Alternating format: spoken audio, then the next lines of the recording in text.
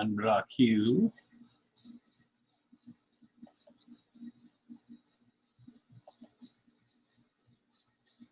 Nope. Okay, there we go.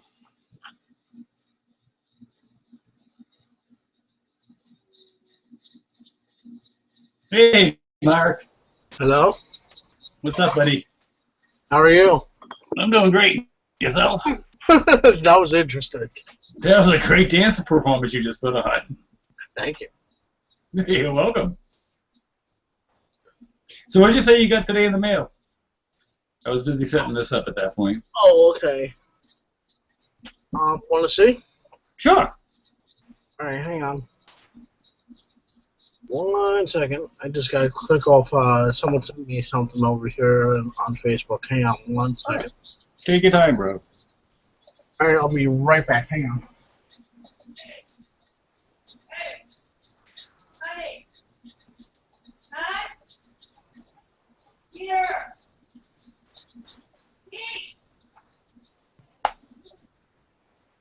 Okay, so you heard the news. Hello? Vash? Ew. Okay, I'm here. Where's the echo coming from? We've got a wicked playback here. Can you hear me now? Yeah, I got we this. need your headphones too, bro.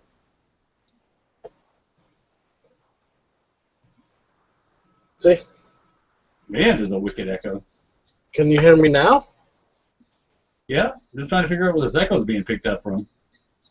It's not me. No. You get your headphones on now?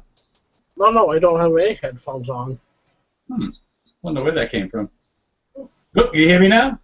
Yeah, I can hear you fine. Yeah, I'm going to have my dinner soon. Hang on 1 second.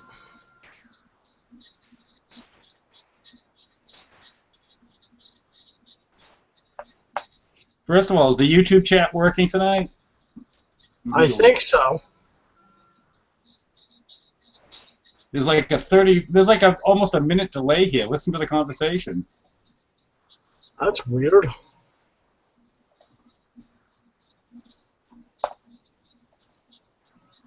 Hold on, I'll be right with you. Drop out for a second, Mark. Let's see if it clears up.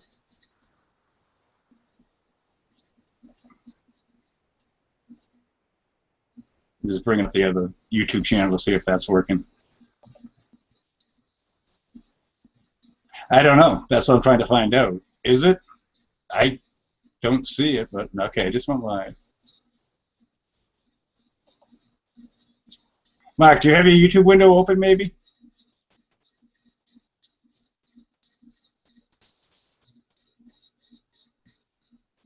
I'm not seeing a chat window here.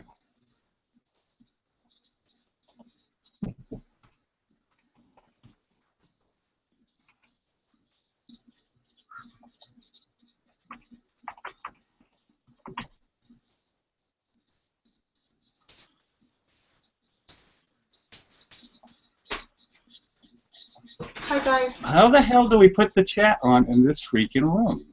To the left, that little blue thing. Is it on? No. Uh-oh. Yeah, I'm trying to figure out why the heck. Is Huge and Elko muted or? I think they're muted on their own. Oh, okay. Let me see. It's all a learning experience since none of us have ever done these before. Let's see. Yeah, no. Fuse not muted. Nope. Neither were muted. They were muted on their own. Yeah, I muted myself. Okay. That's I'm okay. trying to figure out the. Making sure I hadn't. Well, I don't want to touch anything because last night I don't know what I did. I definitely scared up some things. Okay, I want to post this somewhere. I ate so much. Oh my god, I had cake, and I also had a cannoli. I was like, Hey now! hello, who's that? Where the hell do you turn the chat on? I don't get an option at the start. Like everyone keeps telling me, I should get like a 3-window option when I start start the show. And maybe info instead. Did you go into the settings? That's where I'm at now, but I'm not. It's just about the show and the hashtags. I'm not seeing anything for. Maybe Yeah, I don't know. type? No, I can't change that now. Do you want me to ask my son, Alec? But I think he's Heck yeah. Oh, here we go. Advanced settings. Maybe this is it. Here we go. Enable live chat is clicked. Take it out. Put it back on. Let me take it out. I'll re-add it. Enable live chat. You're talking about on YouTube, though, aren't you? Yeah, it's the YouTube chat. Oh, I'm not looking at that part. Oh, I see it here. I have it muted. Oh. More Let me go to share. Hold on. Let me go to share screen for a second. I'll show you the options.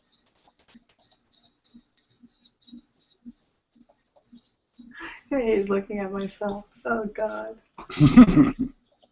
I still can't get over that. Even when I would, like, be in a movie or something, you know, a little part, I would see myself or hear my voice, and I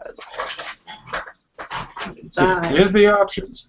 Enable live chat is definitely. Wait a minute, let me see. Oh, entertain. Enable live chat. You have it. Yeah. I don't know what else to do to it. And it was defaulted on.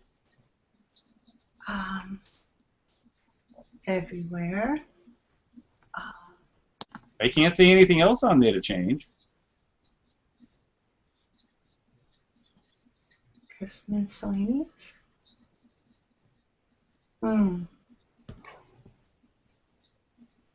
I could ask my son, but I really do think he just went out and smoked. So I don't know if he'd be able to figure this out. Of course, he can still figure it out. That's not going to stop him. All right, his brain is young. I'll be right back. Don't look at me leaving. Okay, let me kill that. No, we'll watch you walk away. Who you kidding? I know you're. What are you trying to figure out, Victor? What was that, Uncle? What are you trying to figure out right now? Why there isn't a live chat option on the YouTube replay? It's clicked. That's why I was just sharing it. On the YouTube, okay. Yeah, I don't understand why it's not there. Huh. But there is no live chat that I can see. And actually, it's still showing all the analytics on that one. Is this the first time you've done a Google Hangout one? Well, last night's was the first because I was forced into it. Oh, okay. So it was a last-second thing. But when we tried it today, everything I've gone through has been make sure it's enabled when you start the chat, and if you go into advanced options, it should be checked, and it's checked. So I don't know why the heck it's not working. I'll have to send them an email later on afterwards. Yeah. To tech support and find out why live chat won't come on. Huh. Great. It was good to see you on the show today, finally. It was fun to be there. I'm not a dancey person, so that was not the scene for me, but it was fun.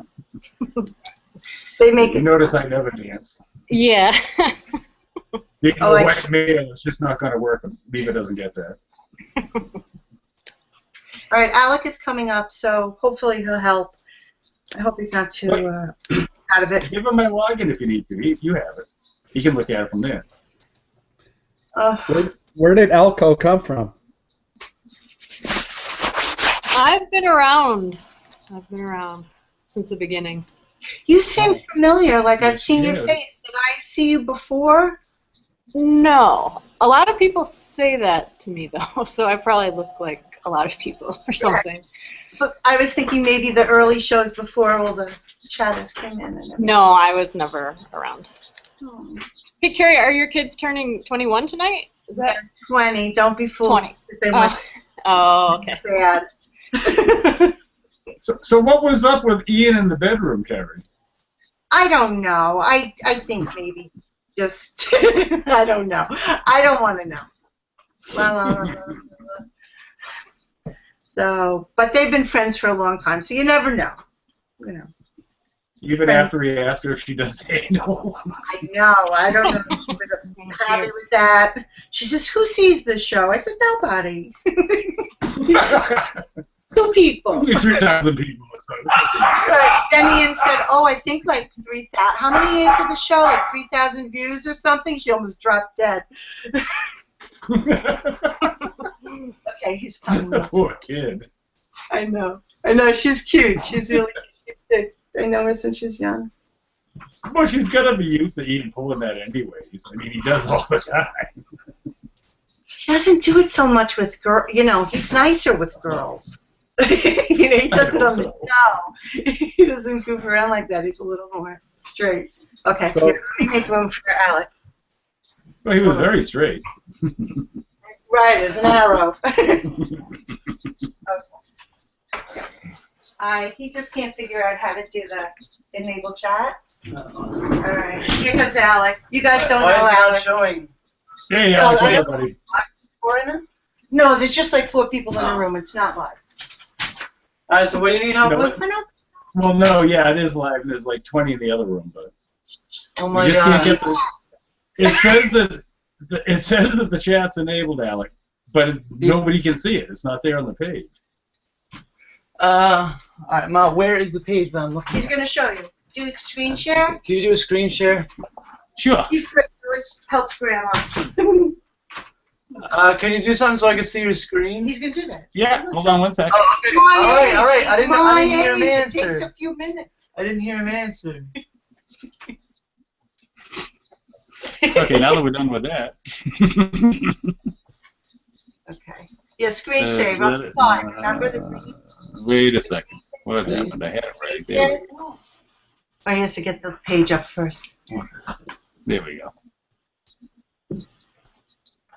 Okay. There. Okay, so you have enable live chat, Right. but where is there no chat? Like, show me where the chat's supposed to be. On the YouTube, right? Let me send. Yeah, let me send it to you in the sidebar. I have a YouTube here open, but see, there's no chat here, and usually Okay, if you get it all. that's interesting. Yeah, did you apply the settings? Yeah. Go down. Yes, I did. Try unchecking it and then checking it again. Yep, we tried that too. It didn't do anything. Yeah, Save changes. Enable live. Save changes. Yeah, but nothing's And maybe happening. it automatically block spam. Maybe that's freaking with it. Do you have an ad blocker on? Yeah, no, I do that- on the computer, but that shouldn't do that. On the Hold on, page, hold do on. anything? Can you There's no reload? share. Can you reload on your end that window right there? Just reload it. But I This think one? Room, Yeah. No. Yeah, you might lose the room though. Be careful. Well, No, because I'm just reloading the YouTube. Oh. Oh, okay. Okay, can you go back to advanced the again? advanced settings? Or Yeah, that's what I'm looking for. Where are they? right there at the bottom. Yeah. Yeah, see, it's enabled. I have no idea. Allow embedding. Promote. It's supposed to be here. Yeah. Well, here, you refresh. And wait, this isn't always a problem on our end, or is it sometimes a problem on your end too? Like, We don't know. It started last night. We tried to do it last night, and it was the same thing. The chat just doesn't come on. Could it depend Whoop. on... No, wait. Oh, look at my camera. Okay. I was going to say, why am I offline? I just realized because I'm screen sharing. Yeah. You might have to like stop the broadcast and start it. Ooh. No, because I don't think that'll do it. Because I started it up fresh, and that was already enabled when I started it. I'm not sure. You might have to ask like. Yeah. I think I got to go through tech support with them. You know what? I would ask Brian. Okay, it's a bad joke. Yeah, no, 'cause it's just not working. Oh, well. I'm sorry, man. Mm. No, it's not your fault. There's nothing we can do about it. We tried working on it. Yeah. Here, do you text me? Is she saying happy Did birthday? you have a good birthday today, Alec? What happened? Did you have a good birthday today? Yeah, I did. Thank you. We heard Ian's stories. We haven't heard yours. I don't really want to talk about them right now. My mom behind me. I already said you were too high to get up here and help. I wasn't too high. I was fucking That's what fine. he said you weren't too high either. I'm fine. Why, yo? Everyone thinks I'm high. Like, you never know when I'm high. I don't? No. She never knows. The past, like, 2 weeks, how often have I been high? About 4 or 5 times. Where did you get that arbitrary number? You I just picked it you out. just- I really don't know. you have no idea. I mean, that's my point. Okay. It was 4 or 5 times a day. It is? You think it's 4 or 5? 2, 3 times. Oh my God. A day? Where do I do this? I don't know. Probably right under my nose. Right under your If nose? you told her, she'd know. I have not. All her evidence is consequential. There's no proof in any. How do I mute her? Like, how do I mute it so you guys can't hear me real quick? Because I have to call someone. You don't want to be Noli? Up at the top. Very top of the screen. You I- see how I got it, I got give you like camera review. Yeah. And then we will just sit and talk since I can't get the live chat, so probably nobody's watching anyways, but which I am sorry about, folks, but you've seen we have it enabled and it should be working, but it's not. I'll send out a tech request after the show is over. But aside from that, we will just sit here and talk when everybody gets back.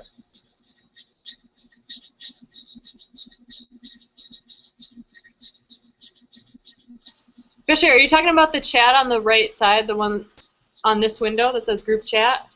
No, not this one, on the YouTube The page. YouTube. Okay, all right. I was gonna say I can see this one. Yeah, that link on the bottom, it won't come on. I have no idea what to do with it. I mean, everything should be set right according to their controls. Oh, okay.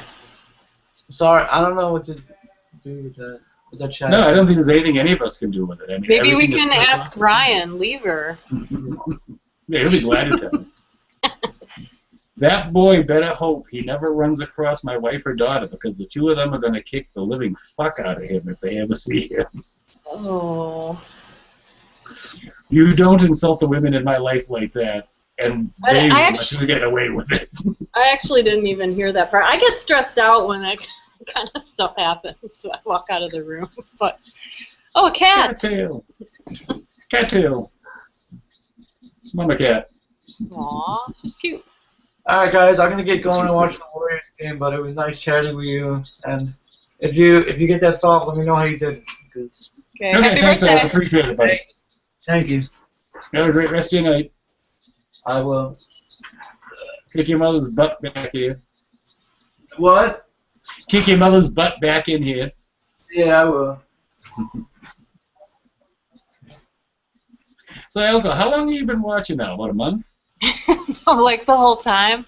The whole time? Really? Yeah, like I was on vacation that first week when a lot of the emotional stuff happened, and it just sort of hooked me. So I had just It does. endless amount of time that week, and she was doing 6-hour shows, so. Yeah, she was. And, It was a long endeavor to be sitting there working. oh my gosh. I can remember my wife now. It's 5.5 hours. It's still going on. Yeah. Does she ever watch? Or your daughter? Oh, yeah, she watches every night. Oh, really? My Oh, wife okay. watches every single night. Oh, God, yeah. That's why Oh, she came wow. flying up after Ryan attacked her, going, Oh, no. I'm going to kick the shit out of him if I ever meet him. Uh-oh. Because Is he she thinks he's getting near my daughter. He's crazy. He's all talk. Is your wife in the chat He's then? 5'7". Come on. Is No. he? No, she just hangs and watches. Oh, okay. Do you think I would subject her to be actually in there? My God. Oh, God. The shit I get's enough. She couldn't deal with that. Yeah. But there are certain things you go to and certain things you don't. Mm-hmm. He just went way over the line tonight. And then last night he was also streaming our feed right into his show too. He was what? Feeding our stream into his show. Oh, okay. He would send somebody in here, or he'd turn it on YouTube, and then he'd turn the mic on so he could hear it, and then play it. Like, really, dude? Come on. How long have you been at war with him? I don't remember you guys If we fighting. go back to the beginnings, probably 2007 or 8. Oh, it's that old. Okay. No, he was always the whipping boy on certain websites I used to hang out at. Everybody picked on him. Why? Why is that? That's what I don't understand. Why him? He brings it upon himself. He's never happy with anything he has. Everything he has, he's done himself. And people get tired of it after a while because they're the ones giving him the stuff, but he did it. Mm-hmm. Whoa. So what are you going to do? You can put up with it for so long, but then after you heard 14 ideas you put out that he claims are his after the fact, it's like, what the hell are you talking about, dude? Come on. Mm-hmm. Mm-hmm. But it doesn't matter. It makes for good show content, which is why I brought it up last night to begin with. Uh-huh. Hey. I'm sorry. The dogs are barking. I'm trying to find someone that might know how to do this because they do a lot of Google Hangouts, but he didn't answer. I don't think it's anything on our end. I think it's something that's screwed up with this software because everything is clicked on like it should be. All right. Yeah, I don't know where else to go with it. I mean, that's the advanced settings. There's nothing else to look at. The type of YouTube or the type of account? Because I couldn't catch the dogs. I'm sorry, the dogs. Could it be the type of account you have? Because I think I have like a director's account, but I don't know if that makes a difference. I don't think it should. Where the options the option is there and click for the live chat. So I don't think it's like an add-on or anything like that. It's enabled. Listen, I'll send them a note afterwards and just say, why can't I enable my live chat? Did you already try refreshing? Yep. Yep, did a few times. And we tried it last night and it didn't do a thing either. That's why I'm thinking there's something maybe screwed up with the account itself. Have you closed the browser down and started it back up? Yep. Okay. Yep, it's just not taking. Maybe it's because I've got 3 different names on that same Google Plus and it's cross-referencing or something. I don't know. Oh, maybe. Because I've got older accounts that are on there too. Oh, maybe this was the one I just made for this show. Yeah, that's the one thing I'm wondering, but I'd probably have to stop chatting each one of those and then go through and click through. Maybe. But it doesn't matter. I'm really not in a wrap-up show.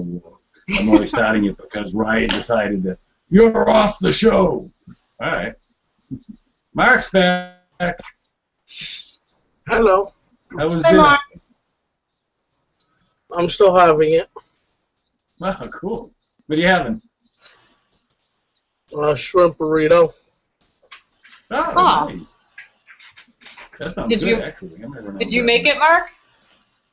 The only thing that I didn't make was the the tortilla. Yeah, that'd be a bit much. How come my camera's not enabled here? I don't know. It should be. If you hover over your window, it should bring up the camera icon. And if that is red, then you're disabled. Hold on, I'm gonna try something. Let me refresh.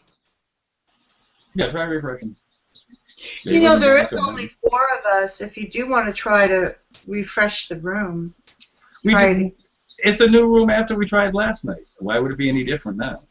You know, we went through all this last night. I closed it out, started a new show after we were done. Same thing. There was no chat. Started today's show, same exact way, and I did it through you. I didn't do Google Plus, and there was nothing. what browser do you use? Google Chrome? Chrome. I'm on Firefox right now. Firefox is good too. Yeah. But you would think Google would work with Google. Yeah, I'm using Firefox and it's fine. What does it show, Mark? Let's say you were showing earlier. Yeah, The top of your screen, are you sure you're not read it out on the camera? Wait a minute, I want to see something. There, cursor up to the very top of the screen. Oh, there we go. You can get a Yay. drop down. You were There you read it go. out, weren't you? Look at his beautiful face. Are Good you dancing. Are you What going happened? tomorrow? Are you going tomorrow with Stuttering John? You gonna go for your drink? Well, I have work wicked early tomorrow. Real early. Oh no. Well, you'll be out early then. John's I flying out. I get out at 4 o'clock. Oh, that's plenty of time. Hi, Michael, over there in the corner. Hey. Hello, Dr. Michael. Oh, by the way, hey, Carrie, what did you think about what your son was saying about Facebook? About what? I'm sorry, I have dogs. About the girl that's in your son's room right now. The girl in the room? Ian's girlfriend? Oh. Yeah. Well, I was probably out getting the cake. I don't even want to know. I just go like this. Once he hit 18, my daughter, we open. I'm open with him too, but we discuss a little more when it comes to Ian. Yeah. I don't know. Were you creeped out by Ryan's mouth being open when Sydney walked by? Not like that. Went like this. I know. She wanted to show her outfit. She was excited. Put it this way, he wanted to go, let's go in. Well, that's not the first time he's done that either. I know. The night of the infamous, how can she be a triplet? She's a girl discussion. Did you know that we know Eitan because Eitan did the music for a film that Sydney was in when she was 6 years old or 5 years old? He was in a movie called Palindromes, and he was the one who did all the songs in it. Oh, cool. Interesting. And by the way, Carrie's a celebrity too. Yes, she is. What? I am? Yeah. She's in the class of Newcomb High. Oh, yeah. Oh, yeah, Mark. We have to tell, Bashir, we have to tell Elisa that Mark knows a lot about Toxic Avenger and Toxie, right? You know all that, Mark? Oh, cool. The only hero from the state of New Jersey. Well, there we go. You're going to be the expert.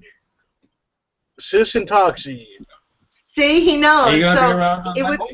He was a chemical accident, then poured into the sewer. Welcome to the yeah, exactly. That's exactly the whole thing, the whole spiel. So maybe Mark can ask some questions, because I know that Ian wanted to ask some too, and Elisa only knows, I gave her a whole itinerary, but, I don't know if she's going to get a chance to look at it or what the deal is, but it seems to flow off Mark's tongue. He knows all about it. Yeah. Are you going to be on Monday, Mark? Or are you working? I have to work, unfortunately. Well, he comes at 7:30. Well, okay, that'll work. All right, I'll be right with you guys. I gotta do something. Okay. You know, what'd be cool is where Mark works. They could have all the TV sets Oh, set up in the back. set up for Kermit. All the computers.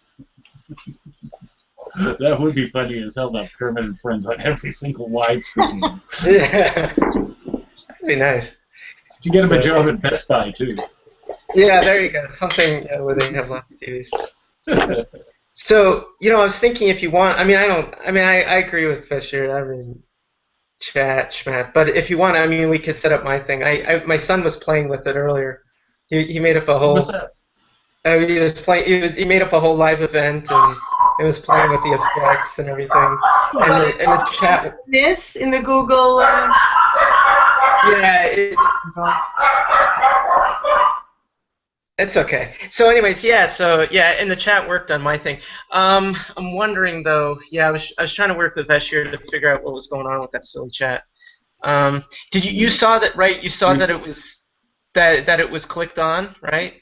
Yeah. And they'd be We went through the whole screen share earlier. Yeah, everything's enabled. I unclicked it, clicked it, refresh. I think it's just an error with them right now. I think I just got to send them a tech support. Wondering also, I'm wondering also if like if you're a partner versus being, that kind of thing. I would think that the option would be grayed out if that was the case. You know, if you want to use live chat, then become a partner. And they'd have a link there for it too. It's definitely enabled. Hmm. Now, can I? Let me see. We'll screen share again. Screen share. Well, I would open one up for you tomorrow, but I don't know, if I'll be available for the whole thing. Can someone take over after I leave to see if maybe somehow my... You wouldn't have to if you're gonna. Oh, if you do it under your ID. Yeah. Well, your name Yeah, is on it, but I'll just do it under my name. Well, I was thinking if you use my ID and log into it, then I could probably take it over from here. Okay. Well, we'll do it earlier somehow, and I'll... Oh, you know what? We'll practice it at 12 o'clock, and then... Yeah, anytime you get time tomorrow, just send me an IM, and we'll just jump in here and play with it till we get it going. Plus, I'll have heard back from tech support by then, hopefully. But you see, Michael, everything's clicked on there. It says enable live chat. Yeah. Right. I was thinking That's it was... what I'm doing. Is there any control when you're in your YouTube thing? Well, it's kind of silly, but you actually see some control panel stuff on that. I don't think that makes a difference. There wasn't any chat controls there. Yeah, That's where I first started looking. I think that control is more for like just regular videos and stuff. I'm gonna just look real quick on your thing and see if anything pops out. But I'm gonna turn off the volume so we don't have. Wow. Yeah. All right. That is bizarre. Hey, and you have a high-ranking. I'm gonna go ahead and like your thing. Yeah. See, we have better.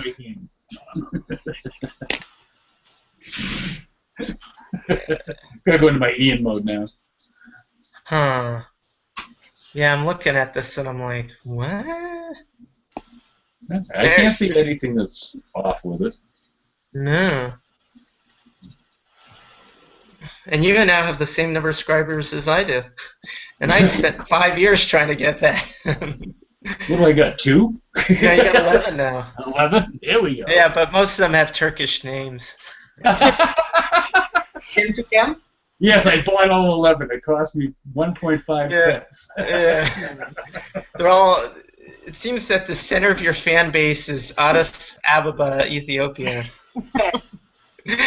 They like me very, very good there. Actually, I did that with my with other people's Facebook likes, and you can see like certain like famous people, like their center of their fan base is like either Brazil or like Turkey. It's just these bizarre. Yeah, something that it's like, oh man. I'm just looking at. Yeah, I don't see it. I do not see it. I don't see what to do with it. Yeah. Let me just click on more. Yeah, too bad. I guess it's the universe. That's Kabbalah. But Kabbalah. It's all Kabbalah. Which, by the way, is an advertisement for the Kabbalah centers of Judaism. So. I'm surprised Ivy doesn't plug that. She's probably getting some sort of kickback from them too. Kabbalah kebabs at lunch or something. Yeah. I don't know. All I know is I am so full. I haven't eaten so much. I had pizza. I had all carbs, all grain. I haven't been able to eat yet. Yet? 10, 9, 8. What is it? 7 there? Oh, here? Yeah. 9. I'm an hour behind you. I'm in Central. Hey, Ivy wasn't on at all today, was she? No. Ivy? Wonderful show. No, I said nope, it was a wonderful show. I'm waiting to get trashed by her the next time she shows up. She's like, what is this Dr. Lee guy? What kind of talking about? What kind of doctor are you? Yeah, what kind of doctor? Can I come in and get a free exam? Which the answer would be yes, just to see where you can go with it. Well, I liked it when Mark was like, so, Mike, I hear you're a doctor. And then I quickly interrupted and said, no, not that kind of doctor. I didn't. He was about to show me some, skin irritation or something. It hurts when I do this. What is your cat doing? How does it hang out on there when you're shaking it around? Oh, she's used to it. She's like hanging on. She won't go anywhere. Oh my God. Oh How many boy. cats do you have, Bashir? 3. We Oh. have her, a brown one, and then her son, who is actually a dog. It's not really a cat. We raised it from birth, and he thinks he's a dog. He comes when he's called. He fetches. He plays. Oh, I have a cat like that. I love that. He used to go on walks with me. Yeah. I can't go to sleep at night until he's climbed up on top of me and laid down for 15 minutes. Then all of a sudden he'll decide he's uncomfortable. Then he climbs down and goes to sleep next to me. Right. between That's us. very dog-like too. Yeah, do this- exactly. They do. Dogs will, love you, and then, I'm hot. I want to stretch. And they go away. He was about 5 weeks old when his mother finally let him out of our bedroom, where he was living underneath the bed. And the brown cat had been hovering outside the door forever because she knew there was a kitten in there and she wanted to meet him. The two of them became best friends. He would take off all the time with her, couldn't find him. I just had to stand there and go, Rory, come here. 30 seconds later, you see this little tiny kitten come popping down the stairs like, what? You need me? What? Okay, I'm going back now. He was the cutest little guy. Oh, She's tiny, and he was an enormous kitten. There was a litter of 3, and the other 2 didn't make it. So, Elka, are you a cat or a dog person? Oh, I like both. I've never had dogs though. Uh, Only cats. And I don't know. I like the idea of dogs, but they are so much work that I can't yeah. do it. Honestly, cats, I got a stray cat. We brought it in. Got it all its shots, and I don't think I want to do another cat. Now, granted, I guess when you have 2 little kids, the cat just breaks the camel's back. But, Was it a it's kitten hard. or a full-grown cat? it was a kitten actually. Yeah. So, but she never was very like she'll let me pet her now and stuff, but she's not like a cat that just sits on you. No, no, not that kind of cat at all. I Well, saved she the was feral, so. I saved the cat Okay. once. It was in a fire and abandoned, and I took it in with its kittens, and I got homes for all the kittens. So she stayed with me for a while because she was, an older cat, and it was hard to find a home. And you would pet her, and she would love you. She would go for walks with you. But if you pet her for too long, she couldn't handle it. Like, it would just freak out. And I think she was probably abused, and it was too much stimulation for her. She couldn't take too much more. She would just, freak, bite your hand, and go. But she loved me, and I knew she loved me. So. Yeah, you never know what was in their past. What? Yeah. I know my one was a stray, and she does not like. Anytime I shake anything, she hates it, and I always forget that. And Right. Who knows what would have happened to her when that happened? yeah. Well, the cats don't like. Certainly, they don't like shaking coins. I mean, that's usually a way of getting them to do that. But I see what you're saying, like any sort of sound. Yeah, like the other cat doesn't bother the other cat at all. Yeah, I guess cats are like humans. We have different sensitivities. Yeah. So let me ask everybody, what did y'all think of Sugar's singing ability? I'm so glad that Eitan came in and started singing. Eitan has a very soothing voice. It's just Yeah.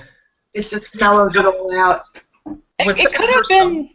I'm sorry. Go ahead. No, go ahead. I was just gonna say that I didn't know if it was so much the voice or the microphone quality, because I'm sure Eitan has a great microphone, and I don't know if you do, Michael, but you both sound I'd say much better than she does. So. Well, I think Eitan's just using his headset mic or his camera. Is he? Yeah, I think so. Hold on one sec, guys. Oh, okay. Well, then I guess it's the user. We lost you. He came in for a second. He's shy. Yeah, you shy. His name reflects his personality. Very modest, also. You're right. I'm surprised Dog Shit hasn't come in too. Oh, He is that comes a in. person that you know? Because they like to post a zillion times. I almost know everybody in that chat basically because Oh we my all God. hung out the same web boards for years. Oh. That's why I ignore them. It's like I've heard this shit for 5, 6, 7, 8, 9, 10 years. All right, Oh, he's there's back. you. Yeah. No, I'm not a. I think a bad microphone doesn't make your voice go out of key. I I've got one of mean, those microphones that changes me a half octave. or random variations. Oh, jeez. I'm mean. Wow, you But lie. now, did she? But was that her song that she made? The one with the whipping boy, or was that someone Yeah, else? yes, that was Well, hers, and see, she sang one before that also. See, that's the thing is she's a little bit like me, and I mean, my voice is okay, but sometimes being a good songwriter doesn't necessarily mean you have like a natural voice or whatever. So I respect songwriters, and especially if they can get somebody else to sing it for them, then it's a great combination. Of course, somebody like Aton is just very lucky that he can do both. It's very rare. You got a great. Yeah, it sounded like she did a few things, and I don't know if she really has a focus. So, but so I don't know if she's added her music page, and now I can't find it. I hate that. You found her music page? Yeah, I found it on Facebook, but it wasn't her regular name. Let me see if I can go under likes. Let's see if I can pull it up again.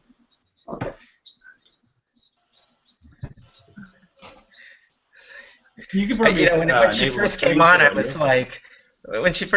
was like, oh no, is this Dominatrix week? When she first came on, I was thinking she may be part of the other crowd that comes in just to cause shit. Because her chat had gone through. Oh no! Didn't look at that friendly at the first time. Oh really? Oh, okay. Yeah, there were a few remarks she had thrown out. I can't think of them off the top of my head, but my eyes. When I saw the new name and I saw the remarks. So Vesher, maybe you know the answer to this question. So you're from Dog Shed. I mean, do you think a lot of those people that go on there that make all sorts of just kind of funny and nasty remarks, are they like older guys? Well, you just probably 35 to just under my age, like late 40s. Yeah. Most of them came from Stern Fan Network, which was around from mid 2000s, like 2003 or 4, I think they started, or maybe even 2. And they all were there. There was a big schism. Half the people left and went over to Dog Shed. Then they shut down Stern Fan Network as a joke on Christmas one year, and nobody ever went back. The site was dead afterwards. The biggest blow up of a joke you ever wanted to see. Yeah, what? Yeah, he had 25, 30,000 followers, and he had 150 2 weeks later. It was absolutely the worst business decision ever made. Huh. Next to the DeSoto. I used to put my artwork on there from time to time. A lot of the places. I used to do that. All my Stern stuff. I would And just the Preemie? in. Yeah, under Preemie Mimi. Because if you Google my name, you'll see all my stuff. I don't know how much I put on. Well, did you put it in the bar or in the main forum, the Stern forum? Probably was a Photoshop. Is that possible? Oh, okay. I was in Photoshop. Yep. And just I would put it in, and I'd come in from time to time, but I would get bored, and then I would just not come back. I'm not bored type of material. Like I get it's too much delay in between. Yeah, there's definitely they have so much sexy shit. Well, the other one. Sure. I think I got it to work. Yeah, there we go. Oh my God, I've got like an exclusive here. We're finally seeing you. I saw his face briefly on a show once. I don't know. I don't know if that was on purpose. But yeah. This is CIA tricks. I'm shy. That's okay. So, yeah, no. One thing that I noticed is that maybe 10 years ago, like Howard Stern was probably the biggest social media, probably had the. But now, I mean, I think there's these other podcasts actually that seem like they have larger followings. Some of the top podcasts. Well, I've said it before. 10 years ago, 20 years ago, if Elisa Giordano's podcast was advertised on the Stern Show, the fucking service should have crashed. Yeah. We haven't seen that happen. She's had 3, 4 plugs now. We've had 20 new people come into the show. Well, Yeah. I think it's That speaks because to him. people are so accessible today. You can talk to someone on Twitter, you can talk to someone on Facebook, you can talk to them on Tumblr. Yeah. You know, there's less. Who clapped? Sorry. Somebody's, I think Dr. Michael's playing. somebody's experimenting with the audio effects. Sorry about that. Oh, okay. No, it was you. I figured it was Michael. Michael likes to play with the buttons. Did you see I Not as found good as that? the drawing competition. How do you put like the hats on and the The effects? draw app. The sunglasses and the hat. Yeah, how do you do that? Google Effects, that little thing that looks like a wand on the bottom, yellow. Yeah, I have it left-hand open, side. but do you like draw? How do you get it? Click How do it. you place it? You just click it? Yeah, did you click it? Yeah, just click Yeah, on the but screen. I You should have a cursor. Hey, time. I Yeah, I don't know. Who This cares? camera's Can not you click? working yet either. Whoops, no, they're still there.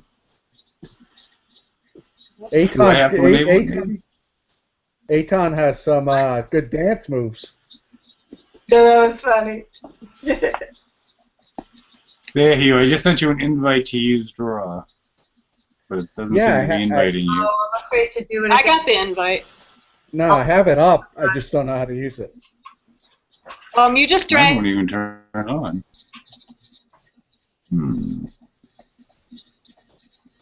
It says you're not using it. Huh. I'll figure it out later. No big deal. Ah, my favorite. Draw. Is There we have controls now. Aton having trouble with the sound again? Yep. And camera by the looks of it. Hey, Tom, look at the top of your screen. Did Oh, now There you you should go. hear Now I me. can hear you. I keep No shutting my problem. equipment off. I didn't expect to go on again, and then I was outside. I was doing something. Then I came back home, but I forgot to turn my equipment on.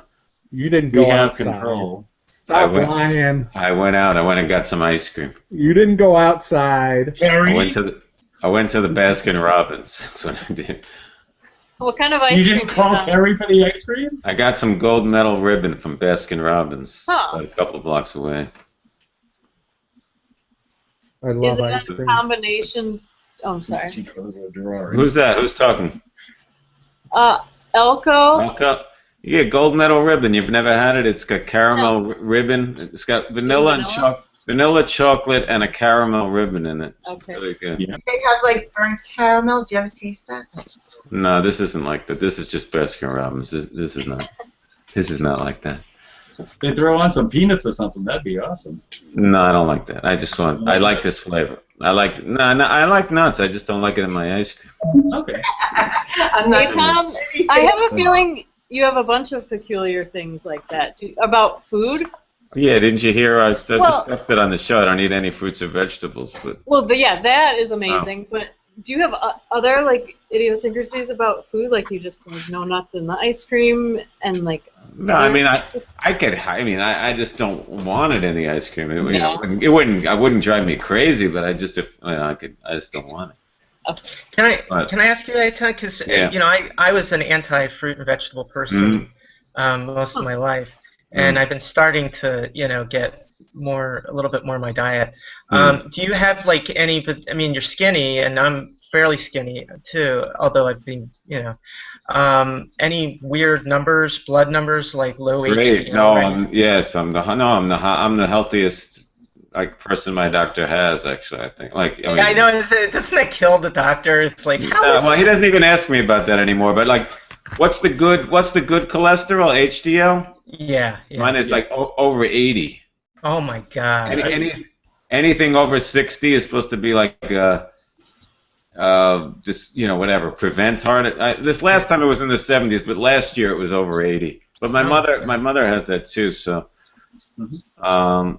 yeah, it's kind of weird. Whatever. Yeah, it's like astronomically high. But Yeah.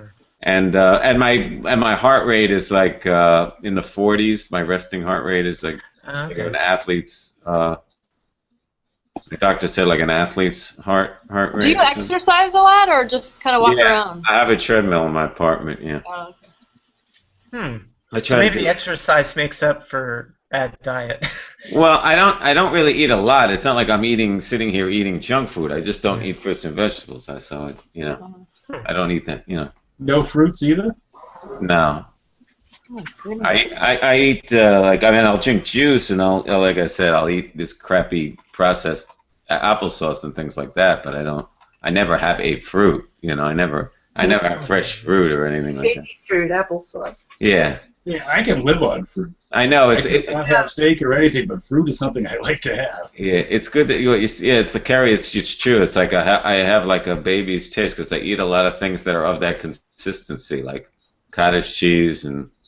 Is it Oh, so that it's not the consistency. No, I'm saying I like the consistency of like applesauce. Cottage. This was just pointed out to me. I didn't even notice, but like soft food like that. Cottage cheese, applesauce, hummus. Hummus. Yeah. Hummus. Have you got any plugs to give us for that? Hummus. Hummus is a vegetable. Yeah, but it's no. I could eat no, but that kind of starchy thing. I'll eat like that's like a. I don't know what that is actually. It's a bean. Yeah. Yeah, starch. chickpeas? Yeah, exactly. Garbanzo bean, but Is it that you don't like the texture of the other stuff, like your tactile? You know what that means, Yeah, like the definitely. feeling? Definitely part of it is the combination of it, I guess. I don't know. All you have to That's do is my take a old brush and Yeah. every day brush your face. No, well, if it was Brush your face. pureed, maybe it was pureed beyond recognition and like in a tomato sauce or something, it would be all right. Yes, I mean, Opposite. I wouldn't want it in my shit. Yeah. But only if it was like beyond recognition. Yeah. Yeah, I have like certain things I'm like aversions to, and I met somebody else who was Jewish that had like the exact same food aversions. So I think it's almost genetic. It's a Jewish thing. I don't know. It's a Jewish thing, exactly. I'm sure. Well, But, like, But wait a parent- minute. my What parents about are eating stuffed salad derma? stuff. My parents are eating a salad all the time. They're gonna love be it. thrown out of the synagogue.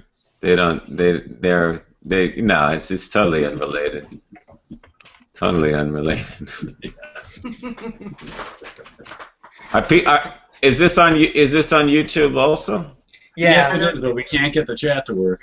So about the chat, Yeah. everybody is just like Yeah, going crazy. There's nothing really to. Yeah, just curious to. Yeah, you just sit and watch. What But people were I'm gonna have to saying. send a letter to tech support after the show and ask them why, because everything's enabled. It should be on.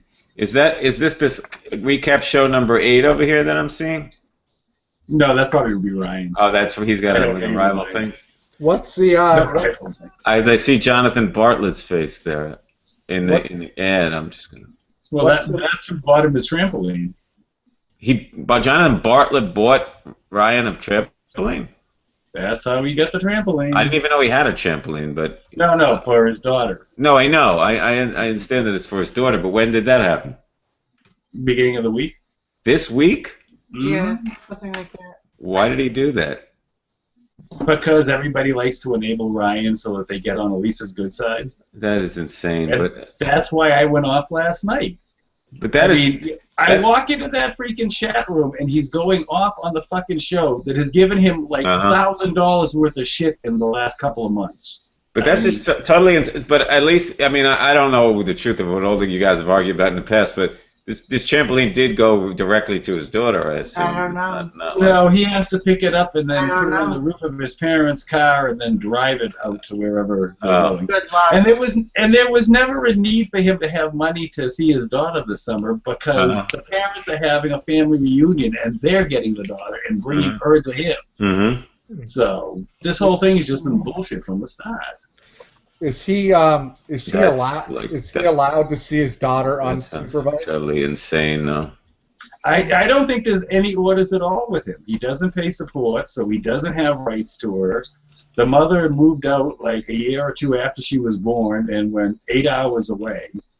He doesn't have a job, so he can't move 8 hours away and be near her.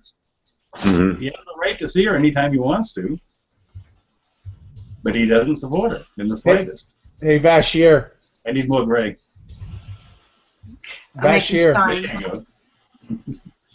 You. You have to get Jack Donnelly on the show. Jack. Who's Jack Donnelly?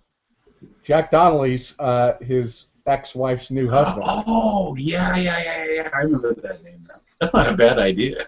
That is not a bad idea. That's a fantastic idea. Well, I don't know if he'd go on the regular show, but he'd come on here, I'm sure. I think he would. I say be above the fray. Come on, Dr. Michael. Dr. Michael, did you hear what he said to my wife and my daughter tonight?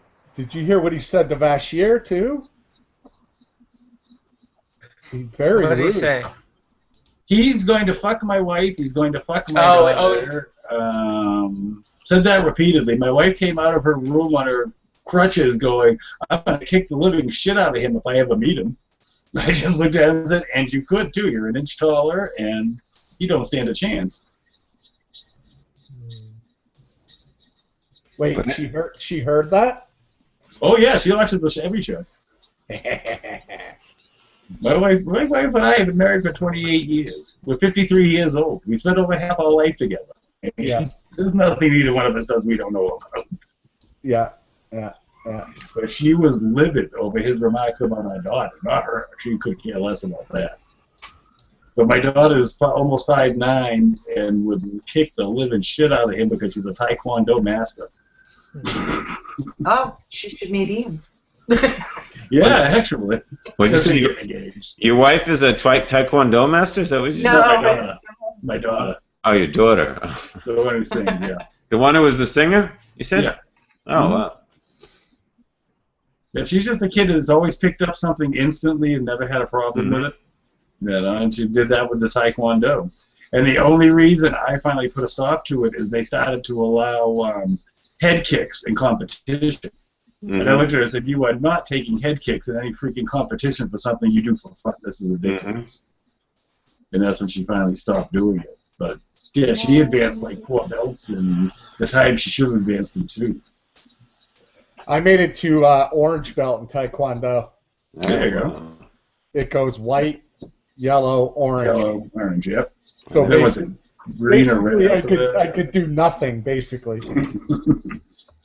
Oh no, she used to do nothing but fight the guys. Or she was like you could beat yellow and white belts, couldn't you? Yeah, but this was way back in high school, and and they, you had to learn the mental side of it and learn how to count to 100 in their language, Japanese or whatever it was, and you had to. So it was 75% mental, which I get, but I wanted to learn how to kick ass. You didn't have to like wax anyone's car, did you? No, I had to do some wax on, wax off. Yeah, so I made it to orange. Badass, Aton. Don't mess with me. I did, yeah. I'm not. I wouldn't mess with you, even if you were a white belt, because I have no skills in that area. How do you know Sugar? We're part of this group on the internet where it's called Theme Music, and we post.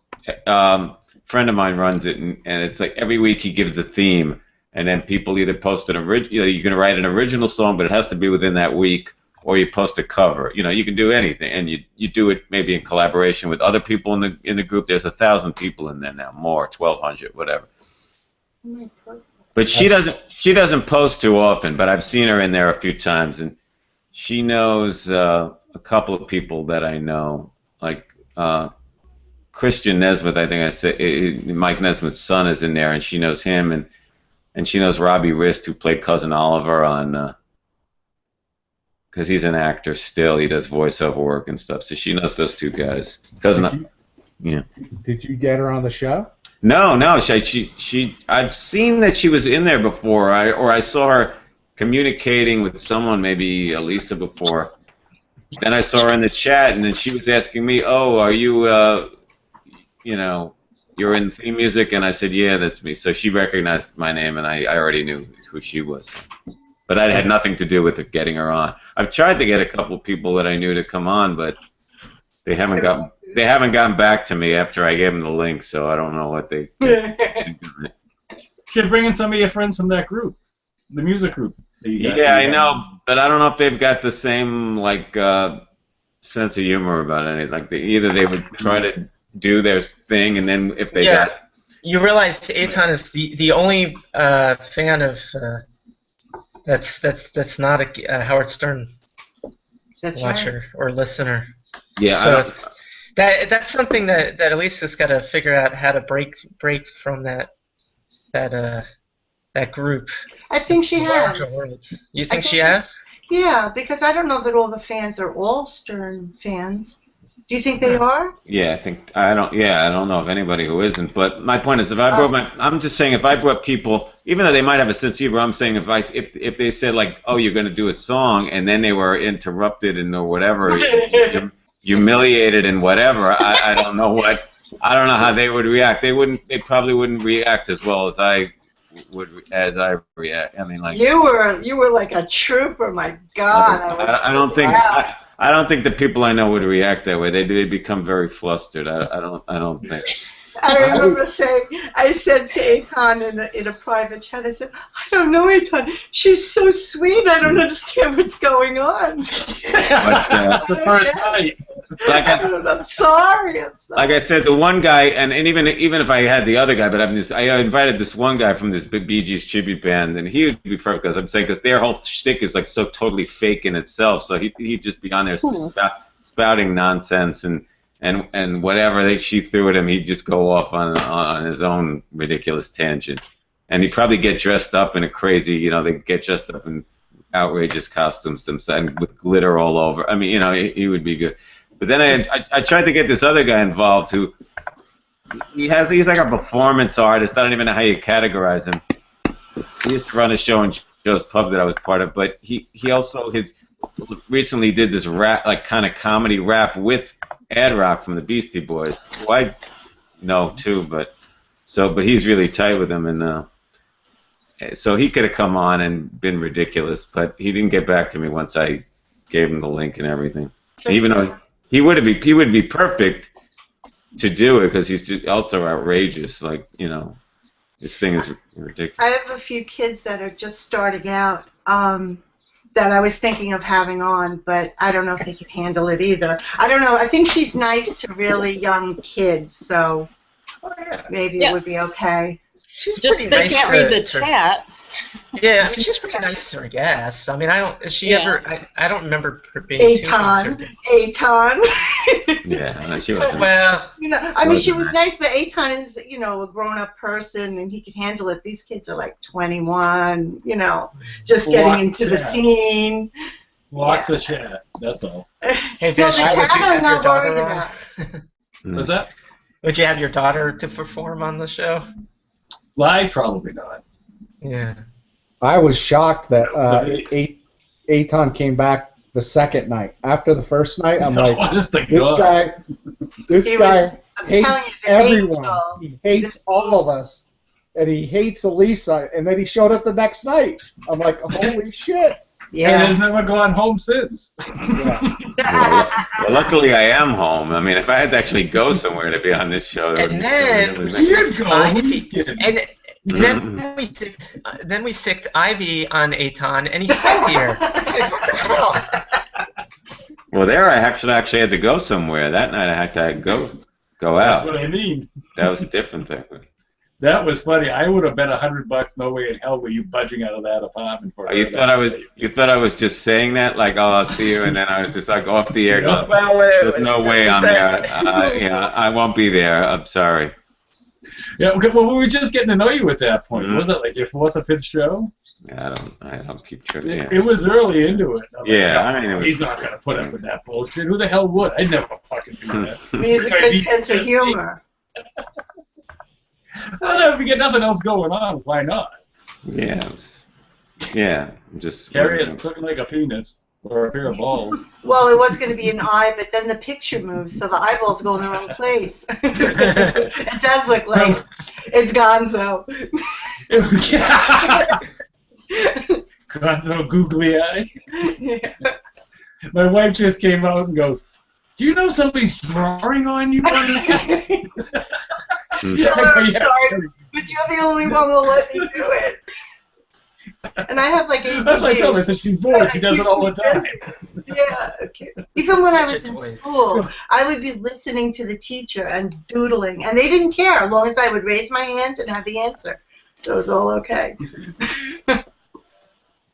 I have this other person, Jesse, I think it's Kinch or Keach, I have to find it, and he was on, he won a particular show, like an AGT kind of show, and he's really good, and I can get him on, but I'm like hesitating a little bit. Here, I'll show you who he is, and you tell me if you think he should go on. I think he's fantastic. There he is. And he's from Long Island, and I have a connection to him, so Nice. would probably do it. Should I put a YouTube into the link? Could we do that, or is that like not done? No, you should be able to. It's a YouTube site. Or a screen share, maybe? Oh, That's what I I was could gonna post say, it, too. and maybe someone else could do it. I lost my shit. I don't know which one to play. There it is. Oh, I love this one. All right, I hope you don't Bring the hear it, 'cause I page don't up want and it then to hit the play. screen share. Because it Okay, gives you the well- option when you go to screen share which screen you want to share. Yeah. I think this kid is amazing. I think you guys are going to like him because I have good taste. Okay, oh, I have to put the chat. Sometimes I have confidence in myself. Okay. I'm going to put it in the chat. I'm putting it in the chat, right? Well, if there was any, we'll beat it out of you. Okay, so what do we do when it's in the chat? Just leave it for you guys? Or when you play it, or am I Yeah, supposed yeah. to put it in something else? No, we can watch. No, separately, I'll screen although share. Hold on. It's gonna It's make really more- it's so friggin', he's so good. Of course it's on a show, so it's not the same as just a performance, but you know, on one of those, like an AGT kind of thing. I mean, it kind of thing. It's either it is or it is. Well, it's not that show, it's one of those. I don't watch What it, is it? so. Like Rising Star. Nassau County's Got Talent? No, I mean, he's what on is Ri- it? he I don't won- ever heard of it. I never heard of He it. won Rising Star. When you hear What is him. it? What's Rising Star? I'm sure he's great. I Like just that don't know. other play. It's like that other show. What the hell? You know, where people come on and Oh. win. This is a recent thing, Rising Stars. This is a show right now. I think it was last year he won. Oh, Yeah, yeah, he's really good. And I think he's 18, 19. Where'd you go? Well, just warn the guy that he might get interrupted and sit there for an hour and whatever. Just warn him about Oh, God. anything that might happen. Well, tell him to watch the show. Why is it- man. Tell him to watch it. Did I Why give is- you the why is wrong it- one? No, I don't know why it's Wait a doing that. Let me Wait. Let me do it again. try it again. I can hear him. Oh, you hear him? I don't hear him. I don't hear it Try it again. anymore. Let me. Yeah, that was probably just because he was playing on this one. Let me try it again. I don't know why that did that. Screen share. figured I did it. Where the hell is it? Why is it not letting me share this? Do I have a Okay, share? Rising Star share. Ah, see it. Present to everyone. Okay, now do you see the Google Plus thing? We saw it before. Just hit. Oh, pop to the I mean, other. I see the screen. Oh, if I change pages, does that What do we screw do? it up? Yeah, don't change pages. Okay. Here we go. Okay. Okay. Is it working now? No, go back. No. Go back to the other page. I'm going to go and check it out. What's the guy's name? Jesse. Jesse. I'm not sure how to pronounce it. I think it's Kinch. Kinch. Okay, Kinch. I'm gonna go check it out. I'll see you guys. I think he's gonna love it. It's so good. Want me to try to share it, even though I can't do anything right with these things? Let me see. It keeps switching me over to the screen as soon as I hit share. Let me see what I could do. Playing on the YouTube. Yeah, screen share. Mhm. No.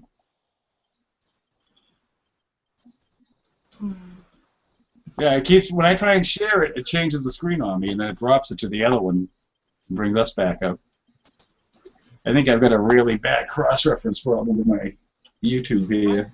I don't know. Hey, did if that's anything true, come you up? could always pull the trump card on Ryan.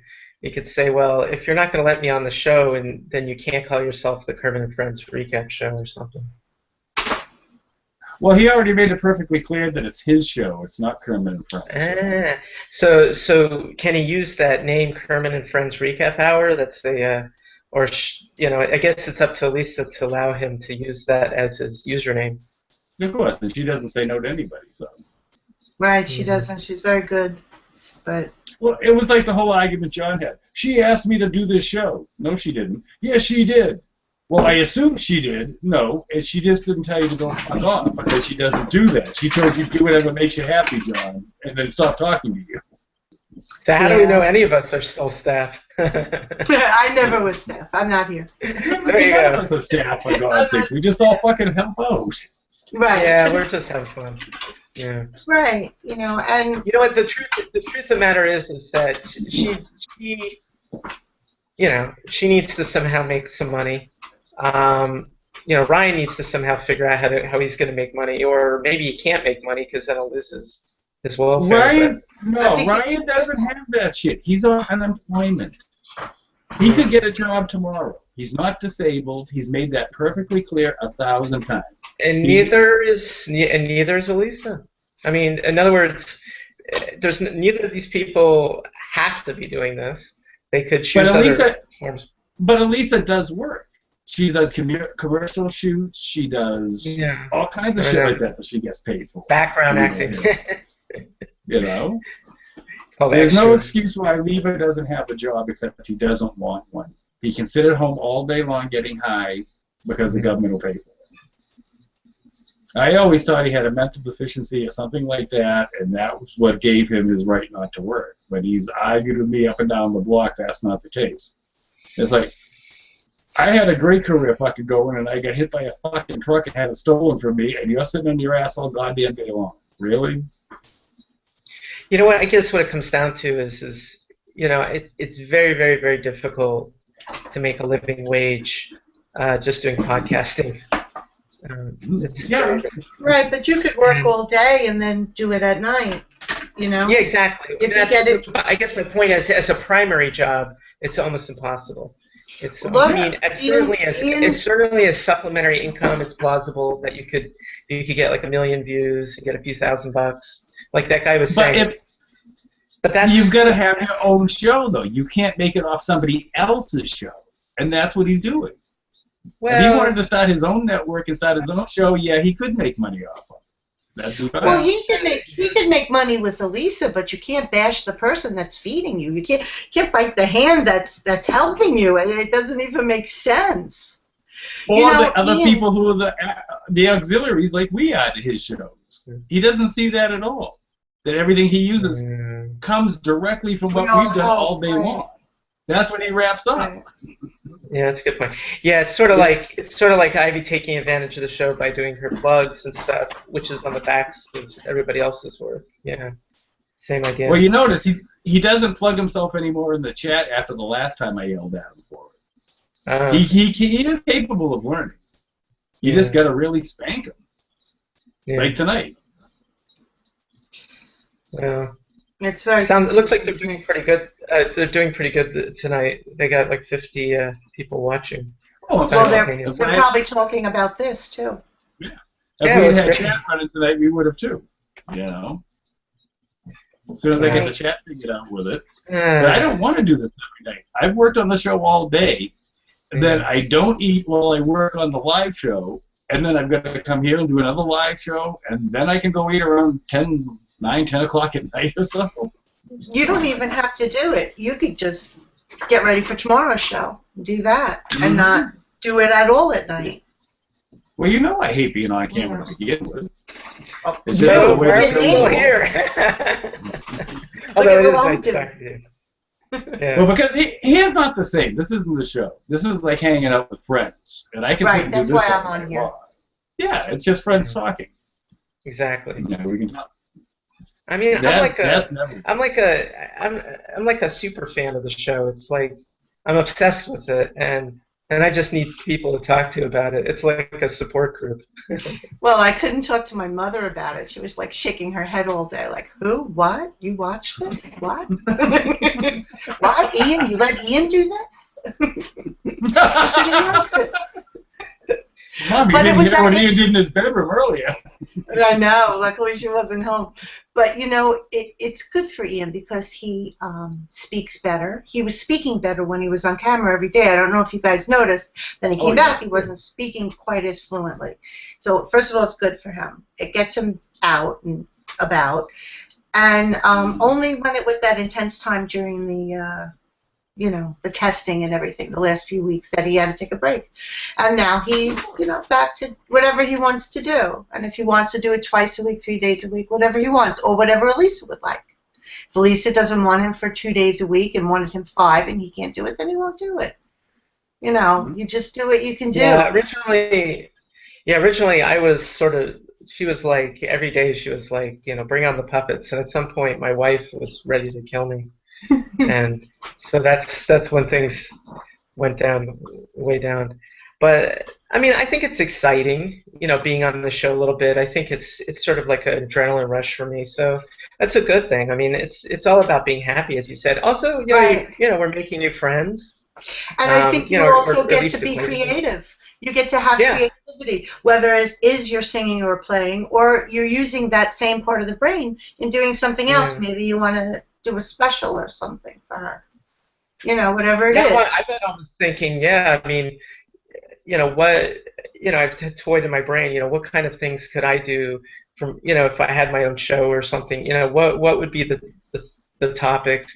I think, though, that the thing about Lisa's situation is that she has this huge, it isn't as huge as we thought it would be, a tailwind from Howard Stern's show.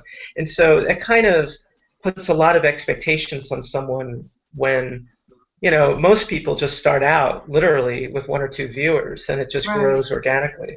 And so she was kind of thrust into the limelight. And, and I think things have gotten better over time, but it definitely was a struggle at first. Oh, I the think show she had was to a figure out lot. what she wanted to do. Yeah. Yeah. No, the Yeah, show I was think that evolved was huge from the original days. I mean, originally I was doing nothing but sending notes constantly, nonstop. And then all of a sudden that slowed and slowed. She took it over herself. She realized, oh, okay, this is how we do it. And it's been a much better show since then because it's her personality now coming out all the time. Right. And And it's I exactly think how it should be. I don't Yeah. think people appreciate how much work she's doing during the show. Mhm. So many people make these comments like, "Oh, she's like looking at herself."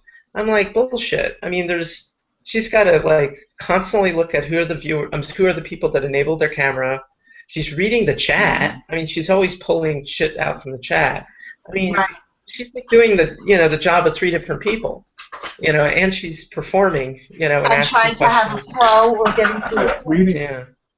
I challenge any one of these people who claim that she's just sitting there to try doing this themselves. I mean, it's nobody in regular show business has to deal with that. Most people Right. have a producer, who deals with the callers and, Well, I think Plus, it's a I great want Ian to get the thing. controls back.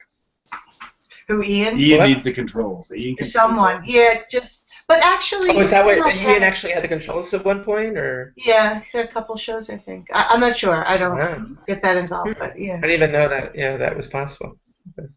Oh yeah, you can share them. But that's the way it needs to go because it And then is he too cuts busy. himself off. No, I'm joking. Well, everybody can unmute themselves anyway, so. I know. Ian figured it out too.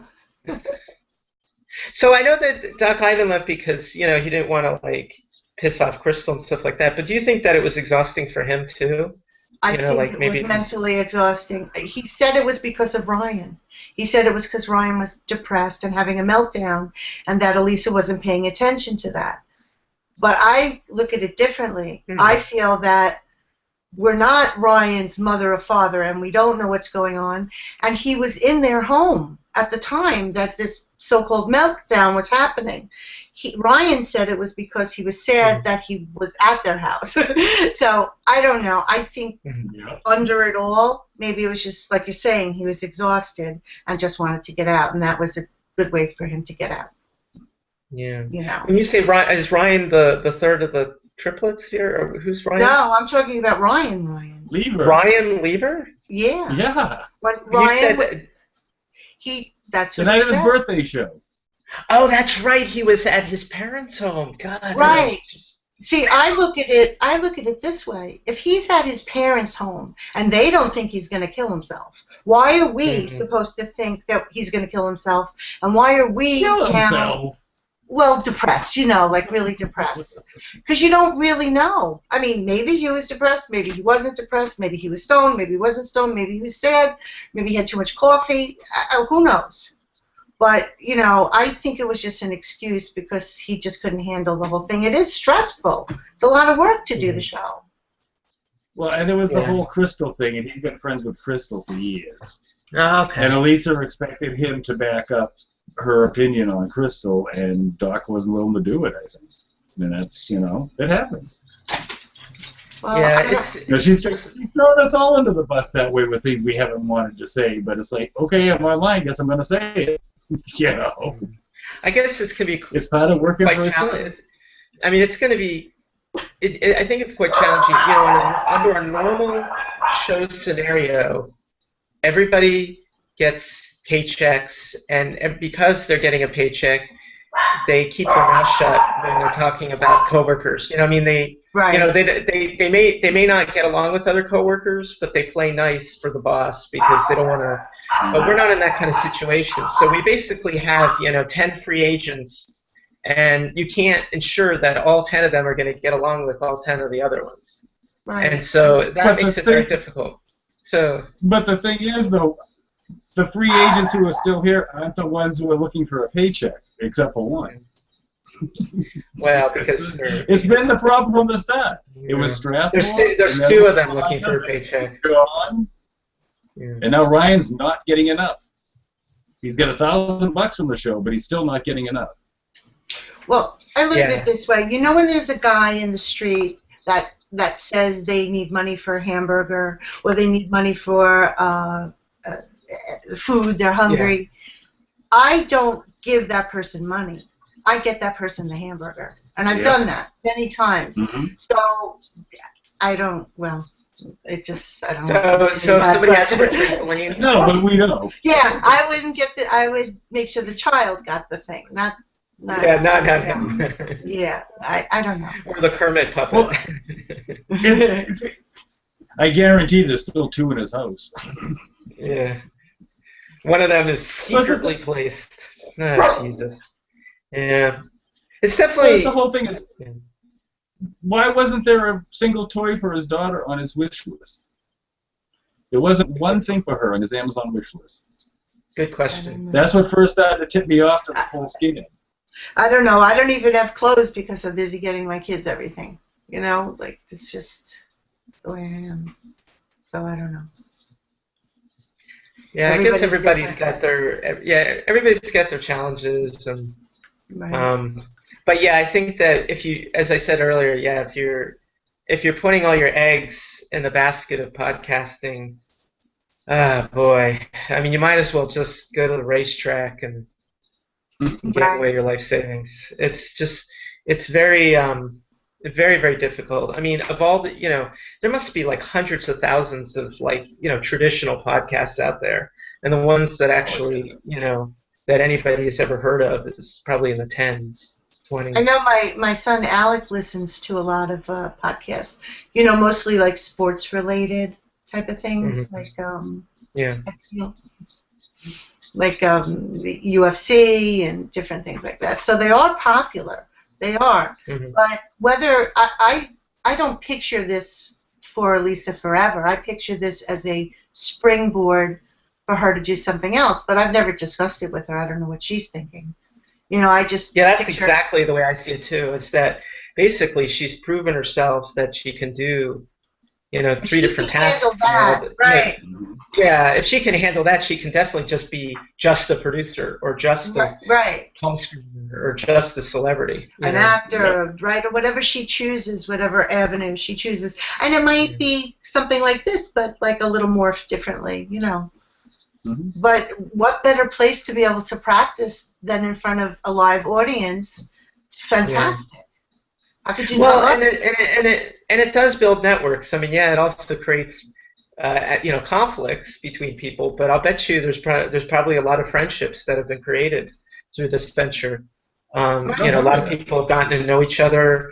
It's just a win-win for most interactions. Yeah, there's been some new. I mean, Vash, you would have never known Ryan, or maybe you did. Did you know about Ryan before Alicia's show? Oh, I'm the one who pushed him onto the show. Oh, God. I gave her all his So you- videos. We're gonna have to. I'm the reason we're uh, going that one. Oh, that's amazing. The first night we both came on, Ryan enabled his camera. I didn't have a camera to enable. I had one, but it wasn't working because of the problems I have with my system. I was sending her notes back and forth because we had been friends for years beforehand. And I said, this Ryan guy, let me send you some stuff to put on here now with him. And the minute she saw it, she fell in love with him, and that's how he got on the show as a regular. Ask him. No, I'm on the show because I've been here the longest. Okay, Ryan. Actually, yeah, that's how it happened. I think my son might have. My kids were on the first shows.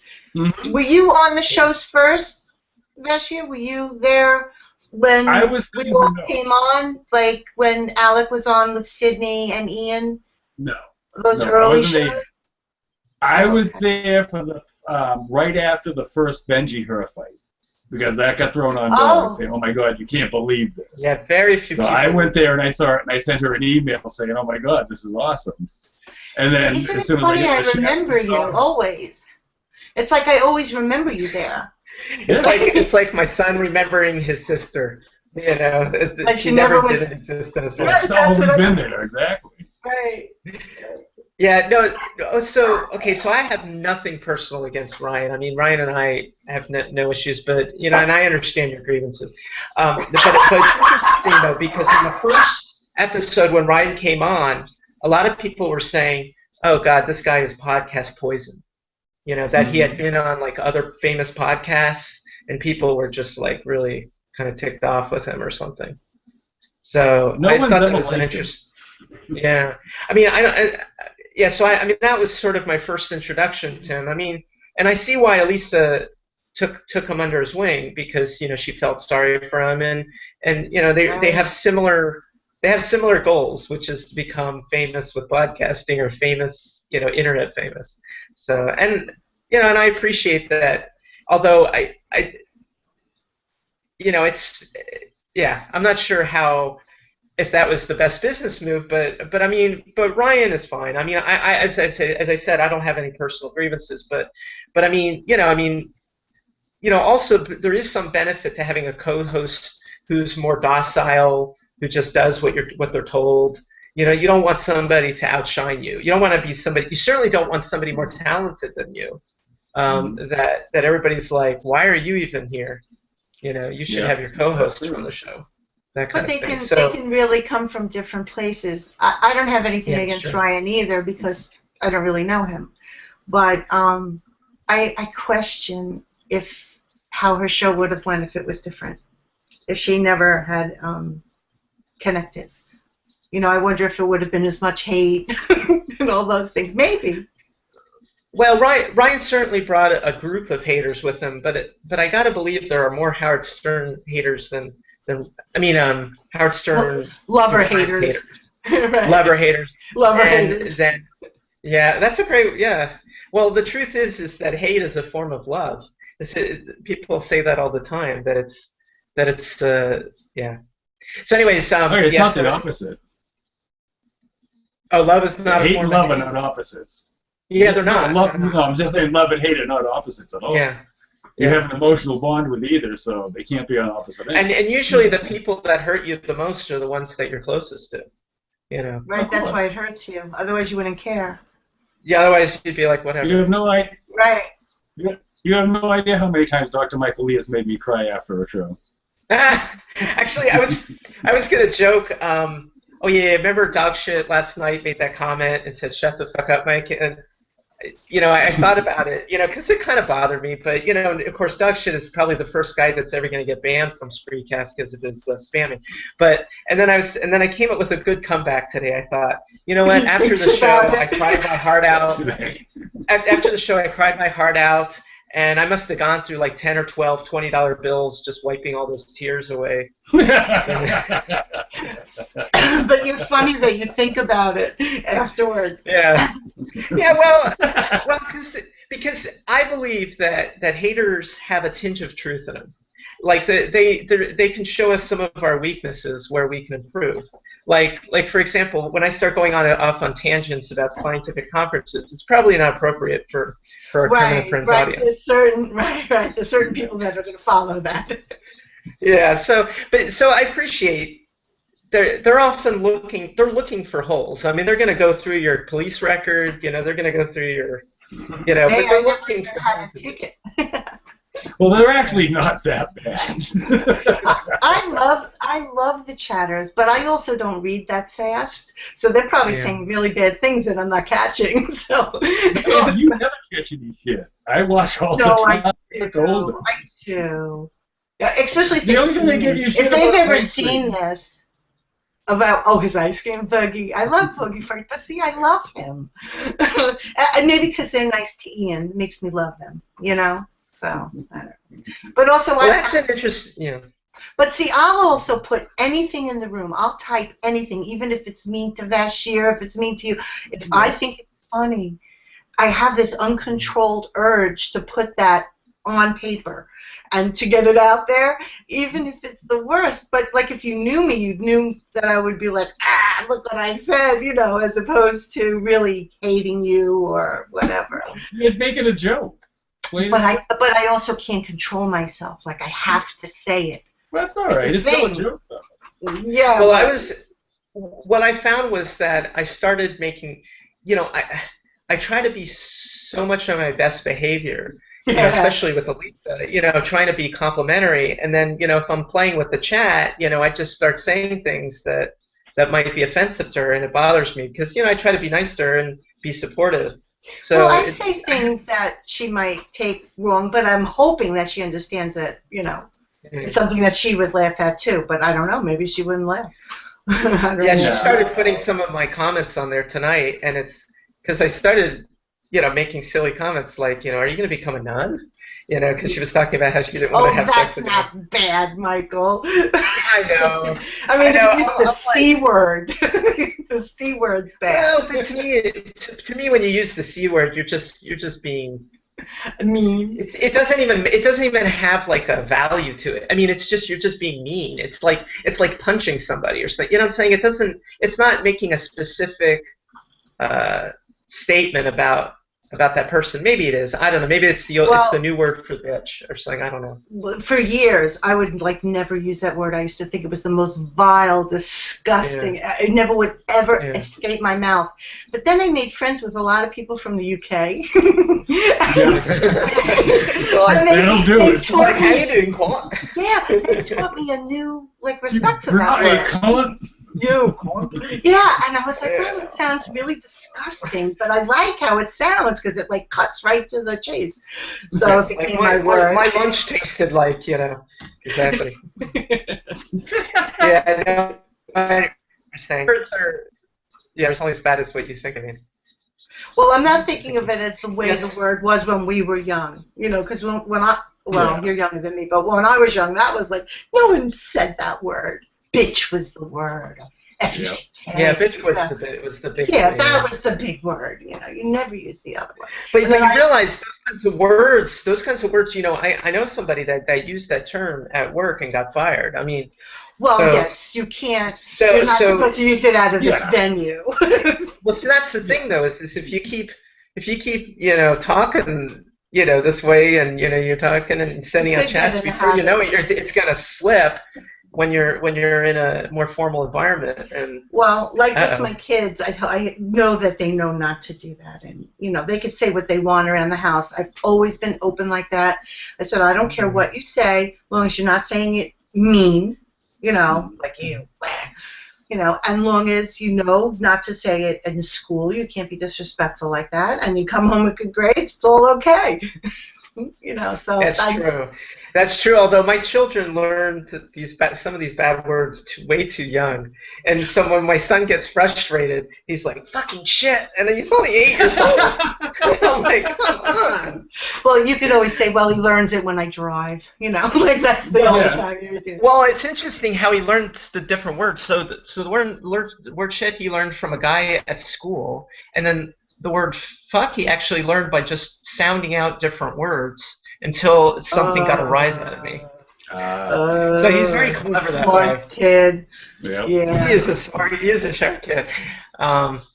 Yeah, so yeah, and then meanwhile my 5-year-old daughter just picks it up, you know, and starts and God, I swear I have like see part of the problem is my wife and I are more, I would say, like I don't know what the opposite of type A, type B personalities, and they're type A, the kids. So it's like they might as well be our parents, you know, because of their, you know, they have the personalities where they'll be future leaders, you know, or certainly independents, not Well, you probably they're instilled. not followers.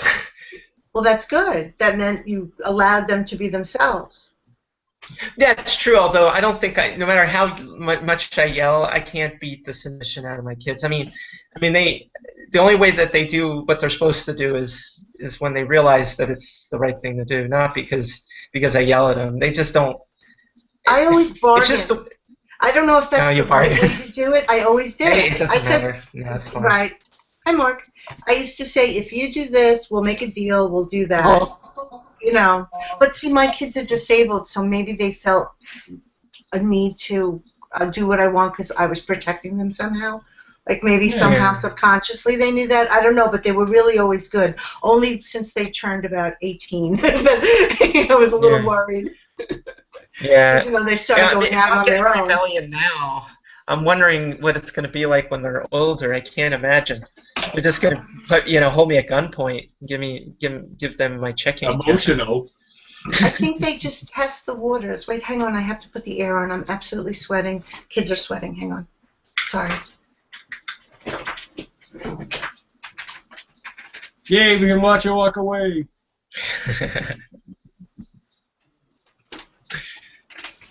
I bust her ass on that all the time.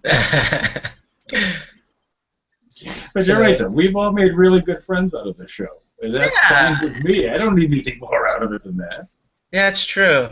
I find that the show sort of is it's orthogonal to or very, very different than anything I do in my scientific career. Actually, I was reading an article. I was reading an article about how when people are trying to become tenured professors, what counts against them is if they try to become too popular. Because what they find is that if you're trying to be too popular, then you're not spending enough time just doing your work. Coming up with coming up with discoveries. You're just in it for the fame. So it's kind of funny. But there are fame mongers in our field, and it just drives you nuts. I mean, there's also people that are just like they're just trying to make as much money as they can, and it's like, why are you trying to make so much money being a scientist when you can make so much more money not being a scientist? Yeah, exactly. It's not a great paying career to get into. It's not bad. It's not bad, but it just has a cap. In other words, you're not gonna get rich. It's just, but it's not bad. I mean, it's certainly better than, a lot of things. But yeah, it's not. It's if you and a lot of people that go into science, I get by definition and get to the point of getting a PhD are pretty damn smart people. So theoretically, anybody with that kind of intelligence should be able to make a lot of money. I mean, although not necessarily. One thing I've learned is that there's so many different types of intelligence. Exactly. The intelligence that to become a rich business person is completely different than the intelligence for something else. Oh hell yeah. Yeah, and so that's and you my also problem. have to have the drive. Yeah. You got to have ambition. You got to have all of it if you're going to do it. Connections. That helps too. Hell yeah. Oh, there we go. A little bit better lighting. Yeah. Yeah, you're looking fine. Do we have Aton, or did he pop out, or? He came in and I think he dropped. But and then Yeah. Mark's in. Hello. There's Mark. Hi. Mark, what are you doing? I'm in my bed. So were you in Ryan's chat by any chance, or you just getting life done? I was in Ryan's chat for a little bit before. Mm-hmm. Are you guys mad? I hope not. Well, are you? No. I'm not. Why would never be mad at you, Mark? Why would I be? Okay. Mark, you are universally loved. God, yeah.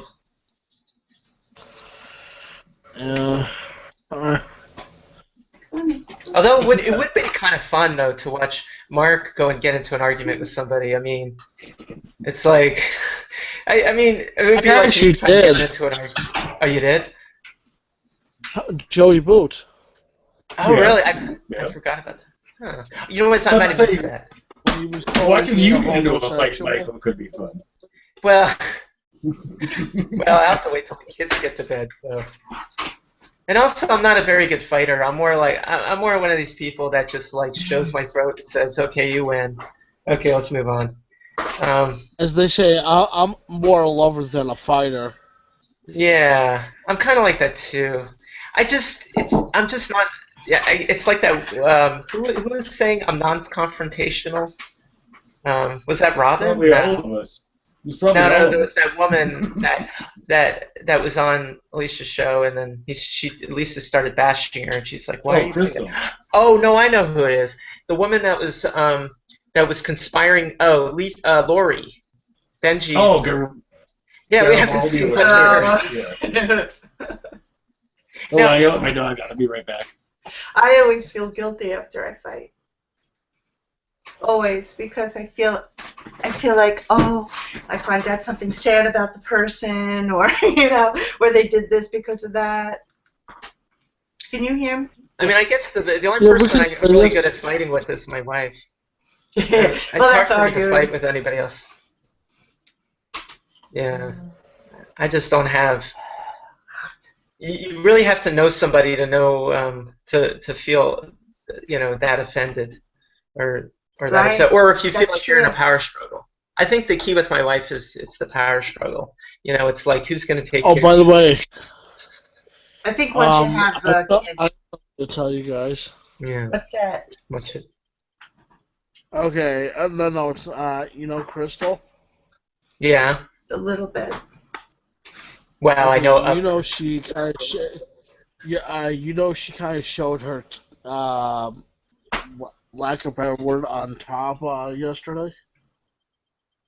She showed her. Oh, what did she flash? Kind of, sort of. Oh, well, okay. Did she do that did she do that to get more followers, or she was just taking off clothes and? I have no idea, but she wrote Joey's name between her boobs. Oh, well, that won't make a difference to him. That's true. So, okay. I'm gonna. What was that, Michael? I don't even know what kind of doctor you are. I know you're into science. Is that it? Because I should know all these things, but I'm afraid I don't always know everything. You're not a super fan? No, I'm joking. No, I'm so. You know why? Because half the time I leave, I have to do something for Ian, or I have to do this. I'm never sitting. And people think I hear and see everything, and I really don't. So I don't really know anything. Oh, by the way, you told me about your last name. You know me by my last name? No, he told me what your the name you go by, what it means. I thought it was pretty cool. Oh, Preemie Mimi? The Preemie and then the mother of Preemies?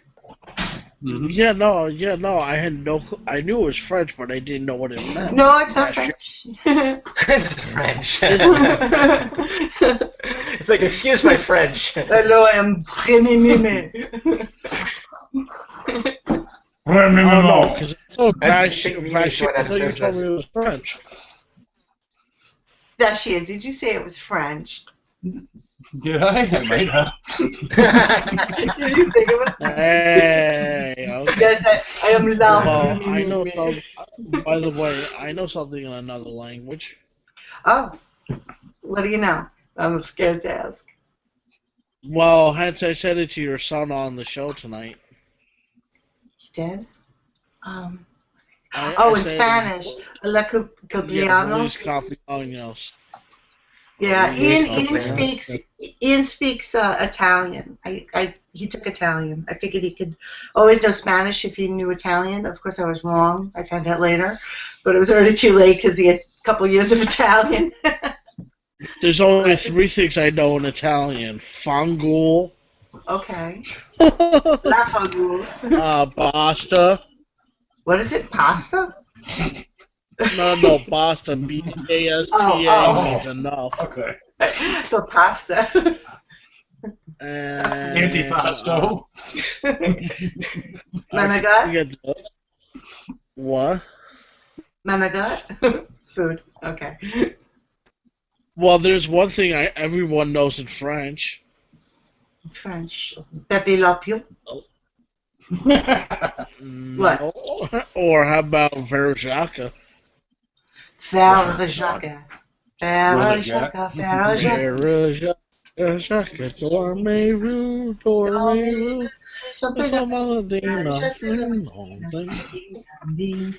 Let's sing it in a round. And in English, it's Are you sleeping? Are you sleeping, Brother John? Brother John. Brother. Yeah. Song written at the monastery. Everybody would like their puppet. Da, da, da, da, da. That's you know what song I can't stop singing?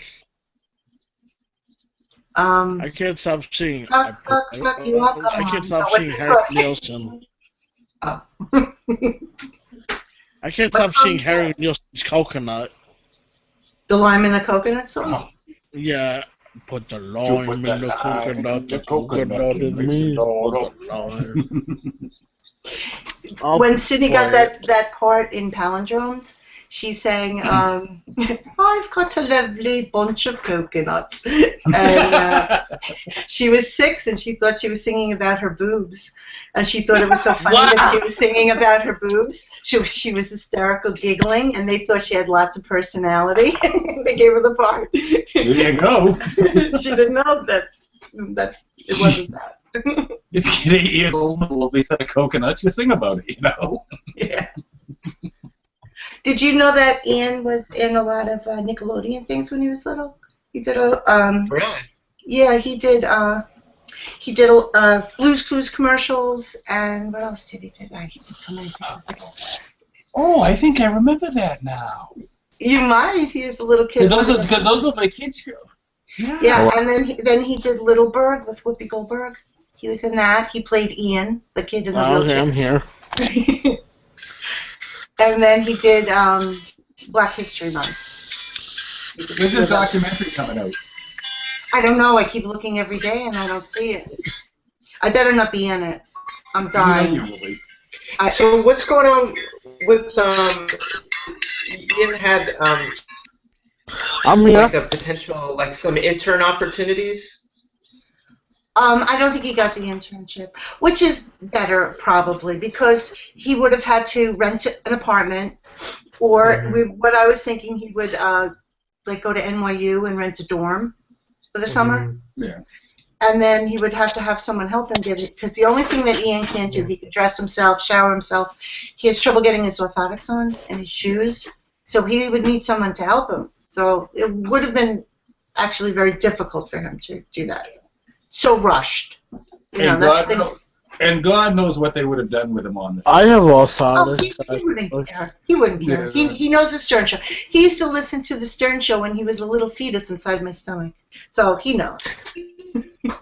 I used to put my little iPod on my stomach when I was in the hospital. Yeah. What about John? That's funny. Now John Melendez also had offered to look into stuff, but I guess it's just a lot of work. It's not. Well, Well, he really technically we don't do an internship, I think, till next year. So he Yeah. was actually kind of rushing it a year early. So it's okay. Yeah. I just Yeah. would have liked him to do it because I know I'll start crying. But when I was pregnant with the triplets, Hey, Aaron was talking. I was in the hospital for months and months, and I would always listen to Howard on, the headset and whatever. So he really was there for me in a virtual way. I know it sounds stupid, but so it would kind of be cool if that's how he ended up with his first internship or job. I thought that would be cool. Yeah, you're right. It would be. Hopefully, don't Yeah, run out of exactly. time I was with the show. Go ahead. I hope the show doesn't retire before. Well, it might. But it may not be. But that's okay. If it doesn't, look, everything's for a reason. I think that I think Ian's got a very bright future. It really doesn't matter. The internship is just for fun. It's just but it's just one of the millions of opportunities he's going to have to be in important situations. Right. I mean, well, really, he's going into PR anyway, so it's not exactly the right fit. But a lot of interns are different. Look, I interned kind of for trauma. I did sound for them. I did everything. I used to how I got on the set of Trauma. Like before we would go on location, there was on 12th Avenue. There was a Winnebago place where all the movies would rent Winnebagos, like Winnebagos that they would go on locations with. So I knew this guy who was in casting. He had an office in the same building. So I was like 19 years old. I would get dressed up with my backpack and everything. I'd go to the Winnebago. I sleep there overnight.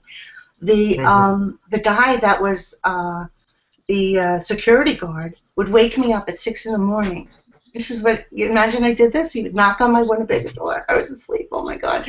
And he would come in and go, okay, time to get up, and I would get up and I would walk, and this is in Hell's Kitchen, I would walk down the block at 6 in the morning to there was a gas station on the corner, and all the cabs would fill up for the next day. And I would go over to the cab driver and say, could you drive me? They weren't even working yet. So could you drive me to the location? I don't remember where the office was for Trauma. And they would just take me to work. That's how I did it. So, I mean, it was crazy. Wow. But that was like my intern. That's how I did it. And I would go on location and, whatever I did. But I'm sure other people did it different. Yeah, but imagine I did that. I could have raped me. I could have been killed. I was in Hell's Kitchen walking down the block at 5 in the morning, 4 in the morning, whatever it was. And you'd never let Sydney do it. No. And she doesn't know I did those things. She has no idea. I was 15 years old. I was going to the clubs. She didn't know. We're sneaking up the back steps and, all kinds of stuff. The Studio 54's back steps? Studio 54, yeah. But getting back to internship, so you learn every time you do everything, you always learn something. So even if it wouldn't exactly be his job type of situation. What was that noise? So public relations could be something like where you're somebody's you're representing like certain celebrities or something and making sure they right, or doing that kind of thing, or doing like announcements of venues that are happening or things that are coming up, like the little spots for it. You write it up and you publicize it or get it out there. I don't really know. I don't know exactly what he's studying, but I hope it's good. I guess that's what he's doing. Yeah. So, what about your two other children? So they're in college too, or? Yeah, they're all in college. Alec is taking journalism. He was taking media arts also, which he's really good at, but somehow he didn't feel he could do it. I don't know.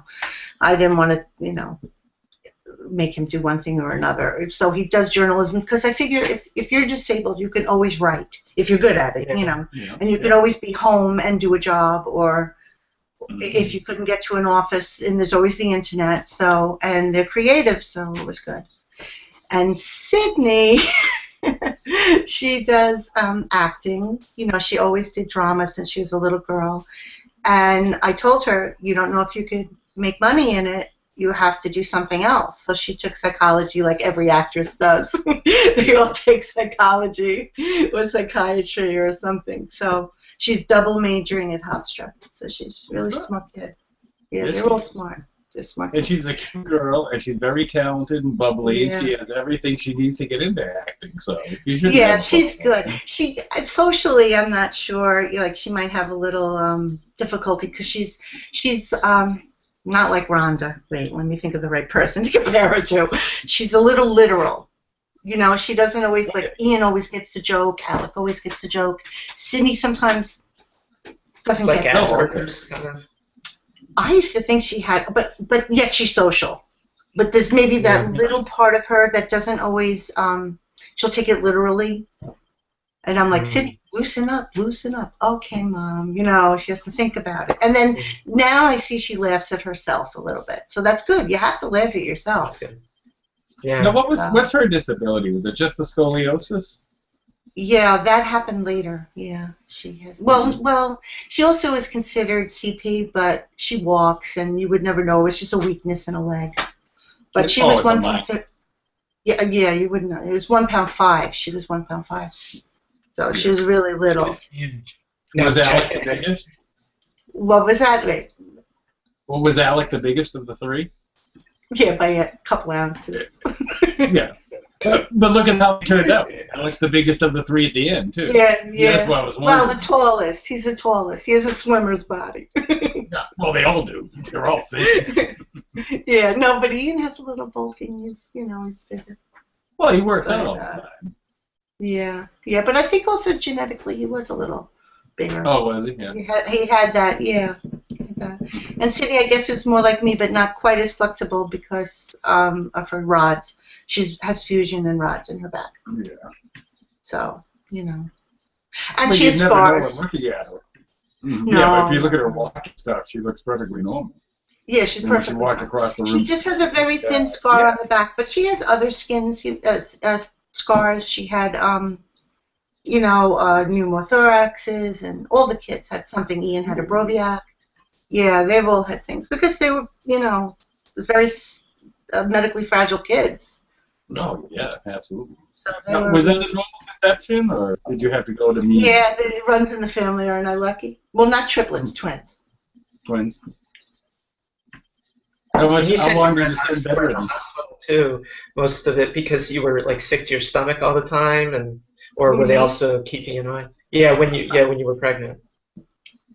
I was, well, the first month I'm always sick, but I was the least sick with the triplets than I was. I also had pregnant with twins and also a single pregnancy before. I'm trying to think. At first it was twins, then single, then the triplets. So I was actually the least sick, but I was so big. Oh my God, like Octomom, it's huge. Yeah. And so I was in bed for 4 months. Yeah, so a long time. So that's why I said every day I listened to Howard. It was, it got my mind off things. So it was really good. God, you must have been. I mean, if you're in pain in those kinds of scenarios, is there anything they can do? Because you're not really supposed to take like certain medicines and. Oh, you mean when you're sick in the beginning? I didn't take anything. I wouldn't take anything. Well, not sick in the beginning, but let's say you're bit. I don't know. Did you feel any discomfort when you were really large? Well, yeah, because when I had my daughter Ashley, who was born before the triplets, after that, I kept having pain in my stomach, my sides, and I would go to all the doctors, and they didn't know what was wrong with it. And I said, you know what? I think I have gallbladder, because I looked it up, and I saw all the symptoms. And so I went to a better doctor who said, okay, before you get pregnant again, let's go see. And he did all the tests, and I did have a problem. So I had my gallbladder out. And then, of course, they did it badly.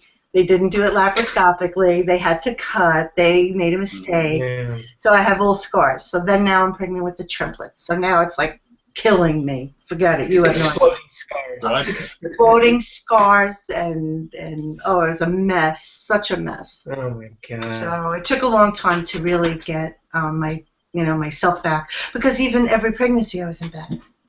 Every single pregnancy I was in bed. So What happened with the older kid? well, with Ashley, Ashley was born with something completely different. First of all, the twins. I lost at 25 weeks. I had a very bad doctor. I said I have twinges. I have something wrong with me, and he didn't admit me in the hospital. And I had preterm labor, and preterm labor doesn't hurt, so you don't know you're in labor if you've never been pregnant. But even though I called and I said there's something wrong, only when I called my stepbrother, who's an OBGYN, he said, no, Carrie, you have to get to the hospital. So I got to the hospital. It was already too late. They didn't admit me. It was the whole thing. Wasn't a good doctor. Wasn't a high-risk doctor. Then I had Ashley. Then it was a high-risk doctor, very good doctor. You know, had the monitors at 23 weeks. Everything went to the hospital when they were supposed to. They stopped the labor. Everything was fine. I think I was like a month early. And she ended up having something completely different, completely not genetic, nothing. It was called Vash syndrome, Factor syndrome. I don't know if you've ever heard of it. In a syndrome, each letter represents a certain part that's like A would be aorta or arterial, you know, things. So she had Vash syndrome. So she died a month after she was born. So, you know, yeah. So she was born, and then we took her to Columbia Presbyterian and had one of the best surgeons in the world operate on her. But unfortunately, he made a mistake. He nicked her thoracic duct, so that didn't turn out too well. So she ended up. Wow. So being a mom, I mean, in all your pregnancies must have really. It was a little taxing, to say the least. That's why I always say that. I was going to say I have like post-traumatic stress disorder, but it's gone away a lot. But like when you're always waiting for the next thing to happen. Yeah, the shoe to drop. So I didn't have it like someone in the war, but I had a little bit of it.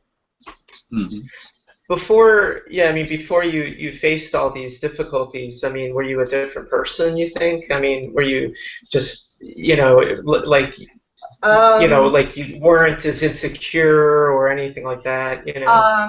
Well, I'm always kind of wimpy, but the one thing that, no, I am, but the one thing that I did learn is, well, I have a little bit of, you know, that other part. It comes out sometimes. But I never would, like if someone said, please wait here, or the doctor will be with you, or something, I would always be, okay, and I would sit, because I always did the right thing. Always would be proper, or whatever.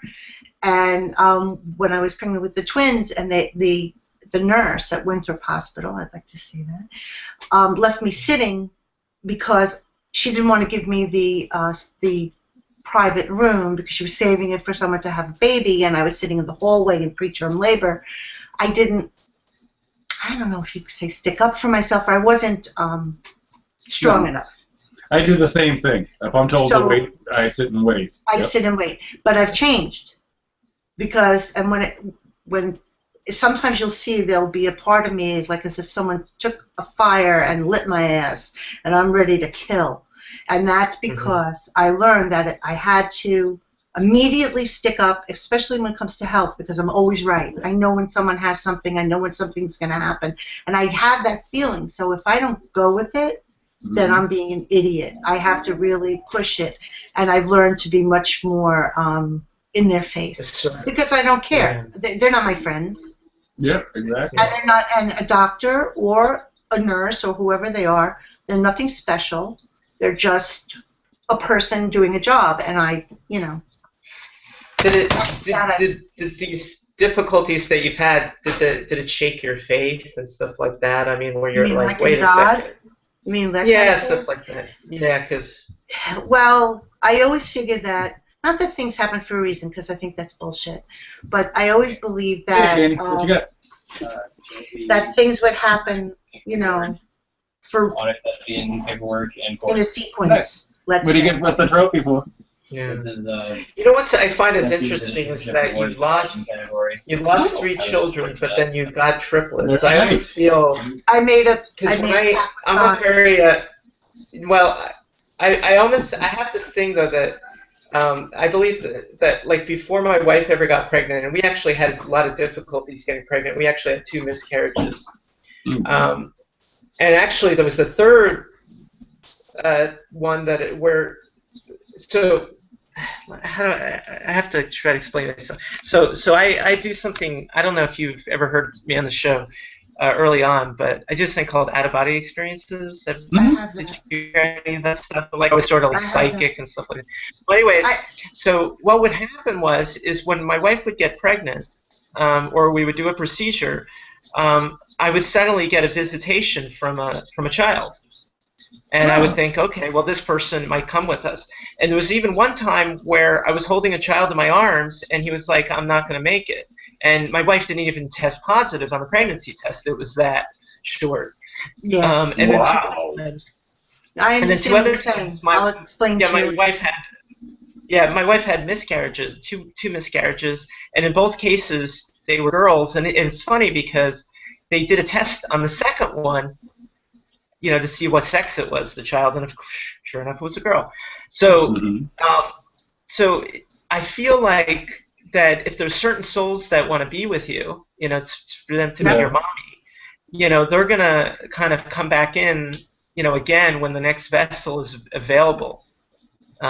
So it's just kind of struck me that you had 3 losses and then you suddenly had 3 trips. Yeah. It's almost as though you're going to think I'm very strange. Okay, after I had my 3 losses, I said to God, because I believe in God or something, I don't know. I said, look, and I said it just like this. I said, you took 3, and I'm going to have 3, and that's it. And I knew for some reason that they were going to have problems, and I knew that. And I was willing to accept it. And I even was going to a therapist because of all the losses and everything. And I told him right out, I said, this is what's going to happen. And I don't know if he was as delusional as me, but he believed everything that I said. And he wrote it down. It's even documented that was why. And I think that's what God wanted me to be there. Like maybe for some reason, certain people have to be born, and they have to be born a certain way. And I have no idea why. And maybe that's why. I have a theory. I don't go along with this whole a single person is born and then you die and you live the rest of your eternity in a place. I think it's all ever-expanding evolution of what's around us. So you have to live until you've learned your lessons, and if you haven't learned your lessons, you come back again and you do it over and over. Wow, I had no idea you and I had similar... Yeah, I have similar. Michael, you and I have a lot in common if we actually sat and talked. I picked up on that a few times. Oh, that's funny. Well, yeah, no, actually, I don't think I don't think though that you can accelerate. I mean, you can't really accelerate these lifetimes that quickly because there's so much to learn. And what happens is you get a situation like what Carrie has, where you're not just a mom, but you're the mom of 3 disabled children. I mean, that's just an incredibly challenging scenario. Yeah, it is. There's other moms out there that would have just given the kids up for adoption. They might have just given up. Because if you look at... Well, no, but if you look at the kids that are typically available for adoption, because we were looking at adoption years ago, in the public adoption arena, they tend to have disabilities.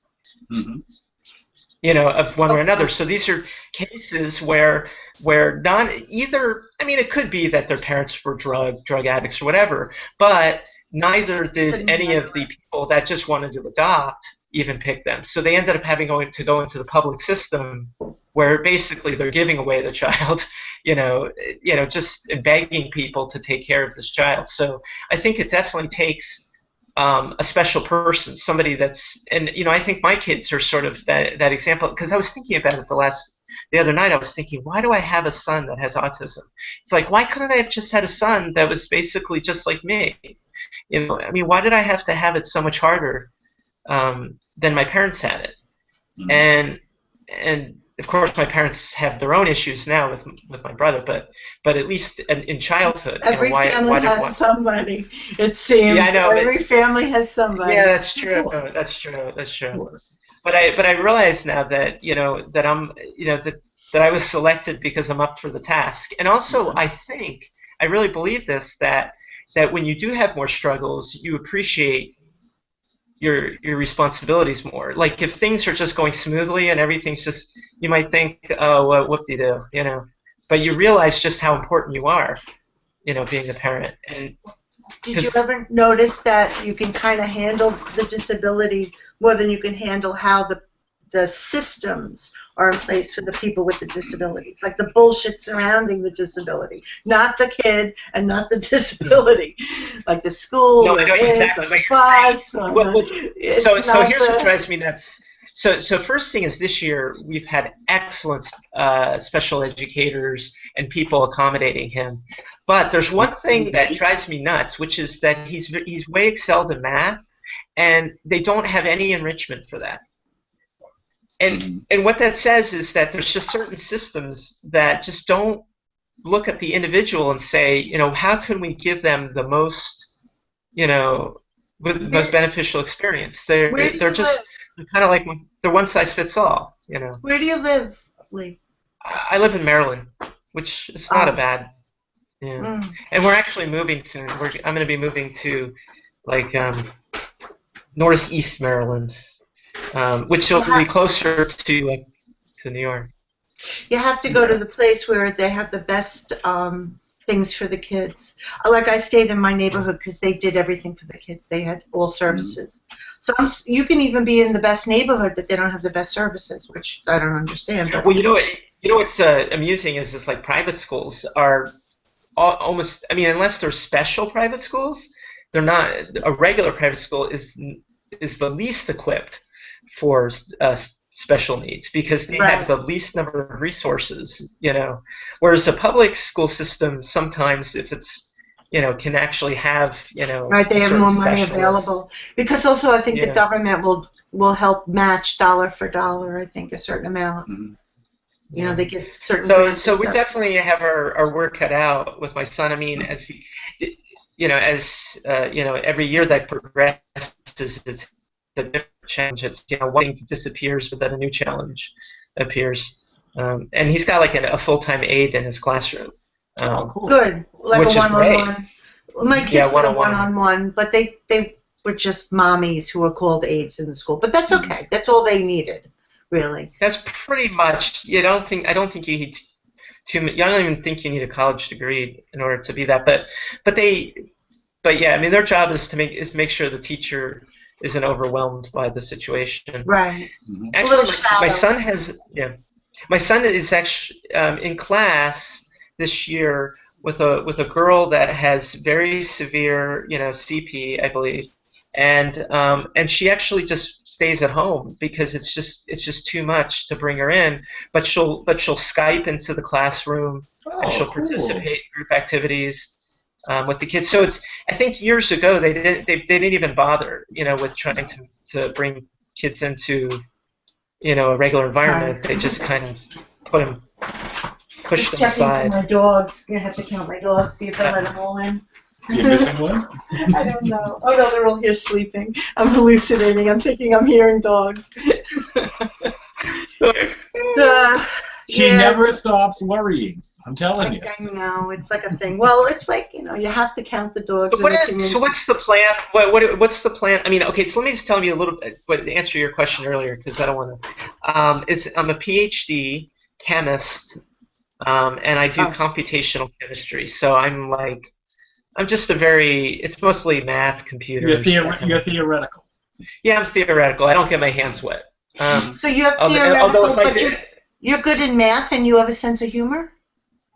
That's very typical. Good at math and sense of humor. Oh yeah, my dad is very much like me. He's an engineer and he loves to just kid around. Like when he's at a party, rather than talk, he just cracks jokes. Yeah, I don't know. That's good. And you're creative. Yeah. Usually the math does not go with that part of it. Yeah, not always. Sometimes math and music kind of go together. Right. Mathematical. And word-wise, that's probably. I mean, I can sit down and write a scientific paper, but I hate doing it. It takes me forever. But word-wise, musically, that's the least favorite thing in the world is writing lyrics. I would rather just come up with melodies. Oh, I would rather write lyrics. And when I hear a song, I never hear the lyrics. 99% of songs that I know, I don't know the lyrics to, and I don't even know what they're about, except from their title. But yeah, I just don't pay attention to them. So yeah, I'm not perfect. I'm not some sort of Renaissance person that's good at everything now. It's just, yeah, my strengths are humor, math, and musical. I am stuff. the worst. Of course, I'm the worst in math. I'm so glad my kids are good in it. I don't even. Well, one of them is very good, but I don't. I can't even. Like, the concept is so foreign to me. That's like an amazing thing to me, to be good at math. I don't know. So I guess my question then is back to the. I know I'm asking. It's like it's a tough night for you bringing up all this stuff. So Yeah, what is? sorry. Let's say each one of your children can be completely independent. I mean, they can work, they can do whatever. What kind of help can they get from the government, whatnot, so that they can, not spend their entire budget on, getting what's needs that need taken care of? I mean, do they help? Does the government help out with that? They can have Medicaid, but I have private insurance. But eventually, let's say they want to just Medicaid. I think they could have that. But as far as SSI and those kinds of things, if they had that, I don't think they could work. Like, well, that's the thing. They would take it away. There would be no incentive to work. See, that's the problem is that they all can work. They all are functioning people, right? I mean, they all can be, productive members of society, and they're being punished for doing that. Well, they can't. They can't even save money. Like, in other words, if they wanted to have SSI and put it in a bank, they can't. They're not allowed to save money. It's not even. No, but see when my brother has SSI, and that's a good example of good put to use, because he just has trouble working. Where it's just too stressful. Mentally it's too much. Right. But if you're like physically disabled and you can still completely function at a job, I mean, in terms of all the mental rigors of it, it's like you're being penalized. Right. But absolutely. Because it's gonna. Yeah. Like, maybe you would need that because it would be harder for you to get to work than somebody else or whatever, but you can't keep it because you can't work. No, but exactly, because, and also it would, in some ways, it would be just absolutely extremely depressing. I mean, here they are, they can work, and they feel like, well, I'll just get my SSI. I mean, they're going to be so depressed. I mean, it's going to be terrible. It's one thing when your mind can't handle it. My kids would never do. I know them. They want to make money. Not a little money. They want to make good money. SSDI doesn't pay shit. I've been on it for 20-some years now. Well, I don't know how a person can be on SSI. Well, she did until she was disabled 3 years ago. I've had my income taken from me twice now in this lifetime. Oh my First, when we were first in the car accident, and then my wife wasn't hurt anywhere near as badly as I was. Mm-hmm. But overworking all the years, it's added up on her, and now she's got Addison's 2 disease and all the problems that brings on, and she hasn't been able to work for 3 years. So we went from $5,000 a week every 2 weeks that she was making to $1,000 a month. And this has happened twice. Can the kids get SSI because you're the father who's disabled? I always wondered about that. They did they did through me always. Till 18, right? Or something? Right. But the thing is, though, you get one award. So if you have 10 kids, it's split 10 ways. If you have one kid, it's one way. So I was getting, when it first happened, I was collecting $800 a month. I was making at the time $20 an hour as an X-ray tech. But I was the highest level you could get. And now what pisses me off with it is, as soon as they raise the level of, this is how much, this was the top level here. Now, 10 years later, here's the top level. They don't raise you up to that new top level. You're still stuck where you were, even though you were earning way above what the new top level. Can't you go in and reassess yourself? Or you're afraid to ever rock the boat, they'll take it away? Once they give you the award, that is it. That is the max amount, and then you get 1% 1 year, 1.2% another year, no raises for 2 years solid. So I'm now, after 23 years of being disabled, I've gone from 885 to 1100 for cost of living raises over 23 years. You know, come on, who the hell can live on that? You can't. I mean, the amount of money my brother gets is just, it literally is like, you know, cookie money. It's not, Well, you know, he lives with your he parents, survives right? by living with my parents, exactly. Yeah. And my parents That's are okay. fortunate in that they're, you know, that they have earned way more than they ever needed, so they're okay. Yeah. But I mean, I think that they should try to encourage, you know, if people can work. And if they just need assistance to be able to work, they should be That's the subsidized thing. for that to happen. There are people that can work, but maybe they can only work 2 hours a day because physically it'll hurt them, or they or can't whatever. Yeah. or whatever. But they never work with people like that. They don't know how to work out the system with them. You know, everybody. No, it ends up, you end up getting penalized, right? Right. I can earn $50 a week before they start taking it away from my. Oh, really? Yeah, $50 a free I didn't ticket. think you were allowed to do that. Nope, 50. What the hell is It's like- $50 going to add on? And nobody's off the books anymore. In the old days. I was laying in a fucking hospital bed. I got a letter from Social Security telling me, no, we have declined your application for Social Security disability because we understand you cannot be an X-ray technologist any longer, but we feel you can go back to your prior job. My prior job was a fucking lineman climbing telephone poles all day long. I could go back to that, but I couldn't be an X-ray tech. Come on. Oh my God. Yeah. Oh, you can't it's believe not the shit easy. I went through when they asked So me. is there? I mean, how would I protect myself against such a thing happening? I mean, You can't. You See, can't. just say, but meanwhile, Yeah. you can. No, Meanwhile, I- as you you're doing in your can't. career, how much can you save? You can't save all that much. tell me about it. And it's different. Oh. Obamacare is really bad. Oh, Really, really bad. When I first tried to get the wheelchairs for my boys, the motorized wheelchairs, they use walkers, but they needed it for college because it's a big campus. Sure. And they can't even wheel themselves. It's not good, healthy for their rotacuffs, and you know they need motorized. And I have insurance. The people that I went to not the doctor, that was written up fine.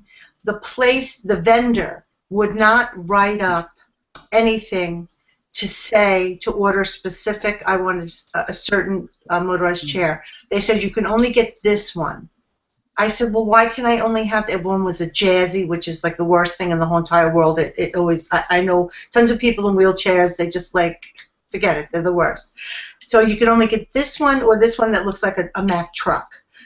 So I said, why do I have to have that? Why can't I get this one? That's fabulous. The motor lasts forever. The battery is fantastic. It's sleek. They could turn.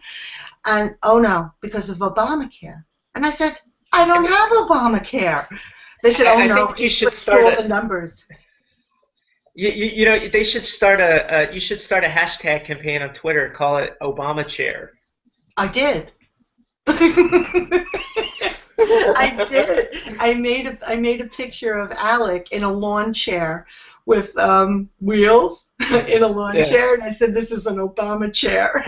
I did. I did put it out there. We have similar humor. Yeah, I was mad, but I ended up. I went to a different vendor who, you know, at least worked with me and wrote it up. I said, if they turn me down, let them turn me down. How do you not? You have a fiduciary relationship with the patient, not with the vendor. You're not supposed to be in business with the vendor. And couldn't you also throw in the extra cash if you needed to? If they'll cover yeah, 2,000, you can throw in the 1,000 other one? Right, because, I mean, these chairs are like, I don't know, $25,000. They're a lot of money. I mean, I understand that, but that's what I have insurance for. Right. You know, so, but... But they wouldn't even give you that offer. They wouldn't even write it up, so I write it up and then let me feel like the idiot. But they wouldn't do it. They wouldn't do it. I couldn't believe it. You know, you were saying about the cost. You know, that, like, I mean, even with my son, I mean, you know, I don't even count the cost of, you know, all the extra little things that that you pay for with the disability, and it's it's it a just lot. eats you. Yeah, Yeah, it eats you a lot. I tons of mean, it. the fact that I'm thinking, oh, I need to send my kid to a private school is just insane. It's like, since when does somebody have to be forced to send their kid to private school? Yeah. You know, that's absurd. Right. So, My We are- oldest son was severely dyslexic. I knew it at 4 years old because he was perfectly mirror writing. It took me until he was 8 years old before I could finally get him any kind of help from the school system. wow. And then took another year to get him into Boston Children's Hospital to actually be diagnosed. And they kept telling me, oh, no, you're wrong. We know what we're talking about. And I'm like, you people are ridiculous. The parents so are. at this huge fucking meeting, I'm sitting there, my wife's sitting next to me, CSC. we're discussing it. They're talking to my wife and ignoring me. And they're explaining things to my wife and not saying them to me. So I finally looked at him and said, excuse me, you do know we live together and we talk, right? And then they shut down and they go, well, this is what we're going to do. And I said, just give me the rejection letter now. I want this child brought to Boston Children's Hospital tomorrow. If And they then, give well, you if that's that, the way you want to go about it, is that fucking but right? it's actually Let's good. go. If they give you Yeah. that letter, then you have the right to appeal, which costs them money. That's how They I don't like did it. appeal. Yeah. Yeah. And as soon as he went in there, they said he had a horrible case of dyslexia. He had a problem with memory management and a third issue. And then the school said, oh, well, if we'd only known. It's like, I've been telling you this for 3 freaking years. If you had only it's known. funny, yeah, when they weren't offering anything for my son, even though they had evaluated him. This is like 4 years old, and so we take him into this place that evaluates autism, and they said, yep, he's autistic. So then we go in and we're like, yeah, this is the thing that, this is what the doctor said, he's autistic. And they're like, okay, well, let's just do this little sheet of paper to see if he really is autistic. And they just go down the list, 1, 2, 3, and it's like, oh yeah, I guess he is autistic. it's like, duh. Yeah. Like, See, you knew this before, there but you used weren't to going be- to say anything. There used to be early intervention. And then after Yeah. Obama came into office, here we go again, he got rid of most of the early intervention for children with autism and other, for the younger kids. And they used to have, my kids were lucky. We were before that. We had OT and PT and speech. I think it started when they were 5 months old because I knew they were preemies, so I had most of that. And then early intervention kicked in after that.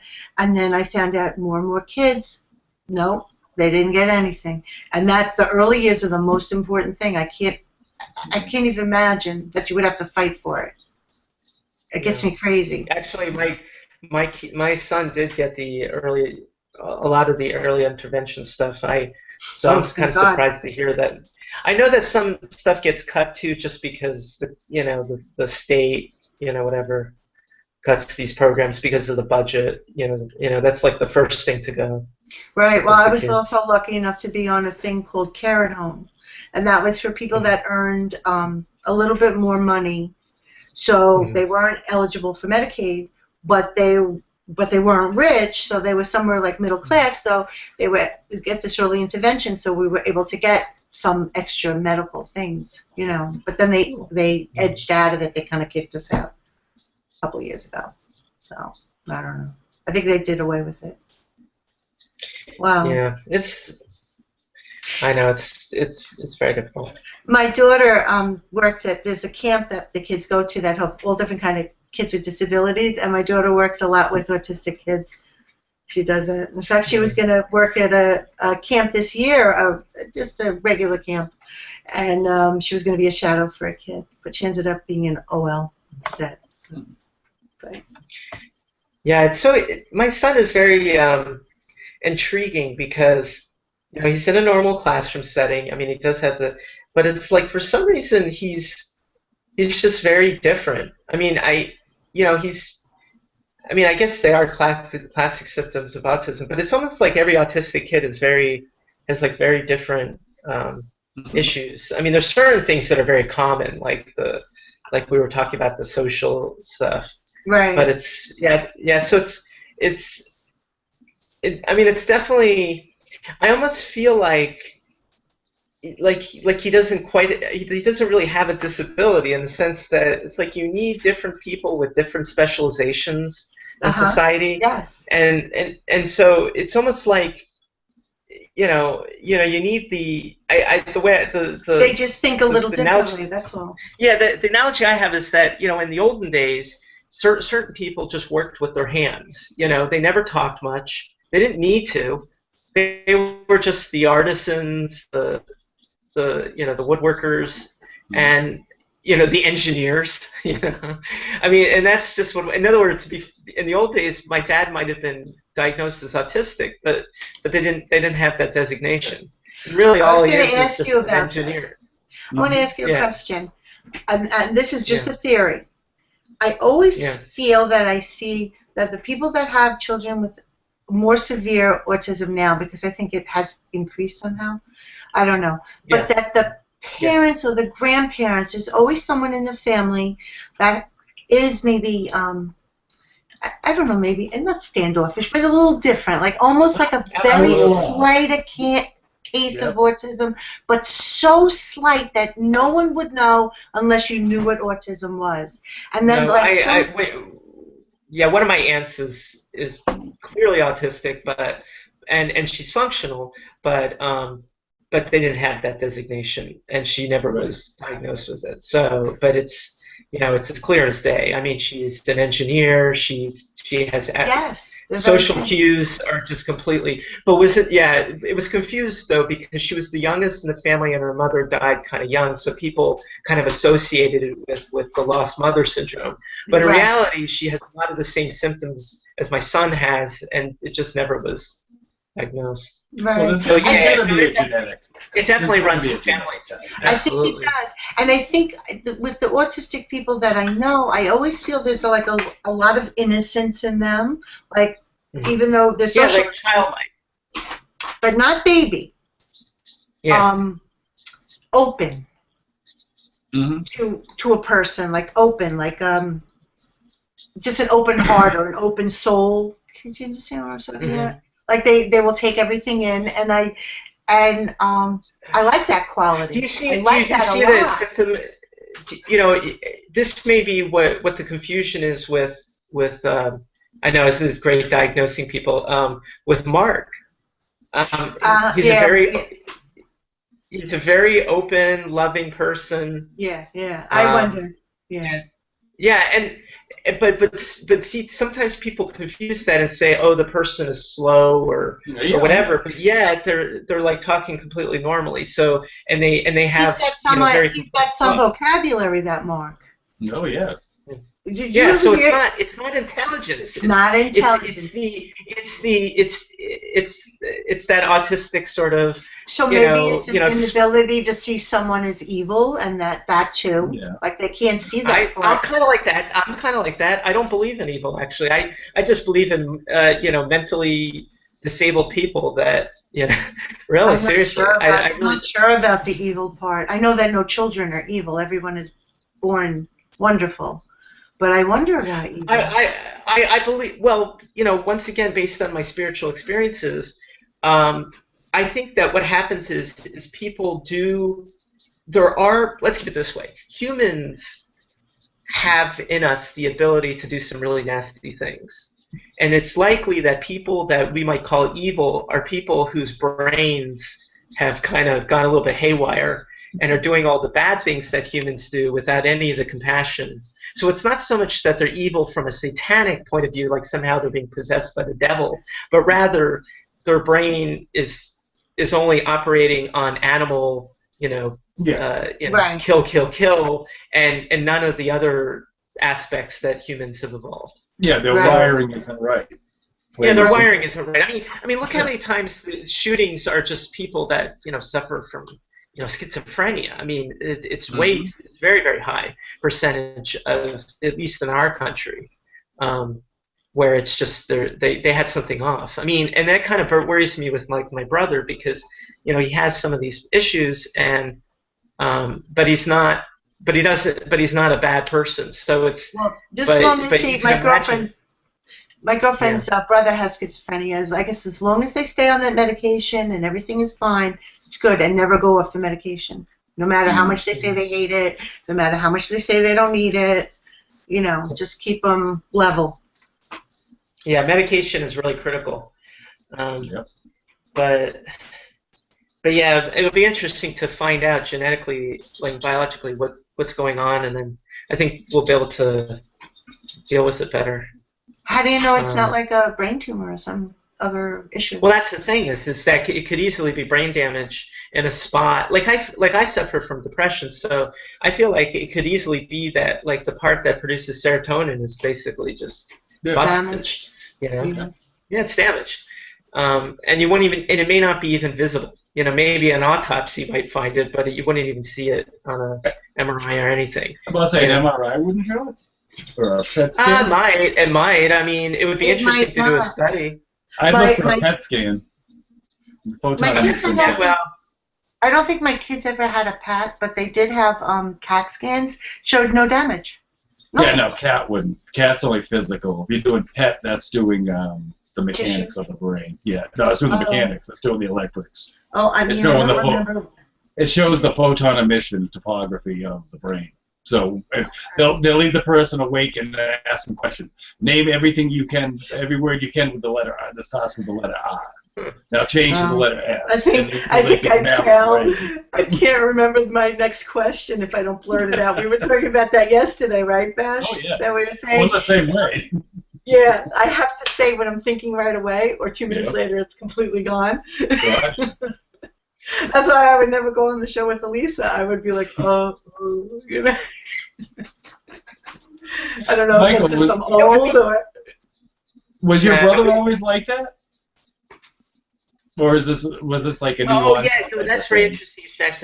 So he was a little bit different as growing up, but like not autistic different. I mean, I would say he was fairly normal, but yeah, right around college, it started out as like a depression that just got worse and worse, and then he had like sort of like panic attacks, and in some ways there's definitely a connection between the panic attacks and then when you start having delusions that people are out to get you, that kind of thing. I mean, it's all sort of related. It's like, you know. Has he been in our chat? In Elise and Kermit, and maybe they're not delusions. He'd probably murder me if he found out I was talking about this tonight. Although not too many people are watching this, so I think in the long run, I mean, it's been a good learning. Yeah, it's a good learning experience for me, but I'm very, very upset for him because I feel like his life has been taken from him. I mean, he's still alive and he's still, you know, but it's taken away his potential. It's taken away his potential, and he was very bright when he was younger. I mean, he was always like a chess champion. And it just drives me nuts to think. That may be why he may be so smart. That sometimes, did you ever notice that people that are just so bright, there's such a fine line between bright and handling things and not, and not handling it. I don't know if that's the case, but I mean, I think I was smarter than he is, and I'm not saying it, but seriously, I mean, he could have easily been an engineer, you know, and. I mean, he's such a sweet soul too. That's the thing too, is I really believe that he's like an advanced soul, and he's just going through a lifetime of challenge, you know, where he's basically it's like being handcuffed your whole life and living that kind of life where you just can't be your full potential. I think a lot of people go through that depression and anxiety thing once they're in college anyway. I mean, and so many smart people, once they get to college, they like totally freak out. Either they're not the smartest, or the pressure, they can't understand how it's not easy for them, or is easy and they just can't handle the whatever that is. Yeah, I had a lot of that too. I mean, I think everybody. But antidepressants were sufficient to kind of get me back on course. Thank God for antidepressants. You know, my family, agoraphobia runs in my family, and you know, they spent like 20 years in their house. You know, like my grandmother, basically, you know, was agoraphobic probably for like 10, 15 years, and died. You know, and that was it. So, thank God that there was drugs that could get me out of my house. And now I don't feel any of the symptoms. And once you go out, you feel better anyway.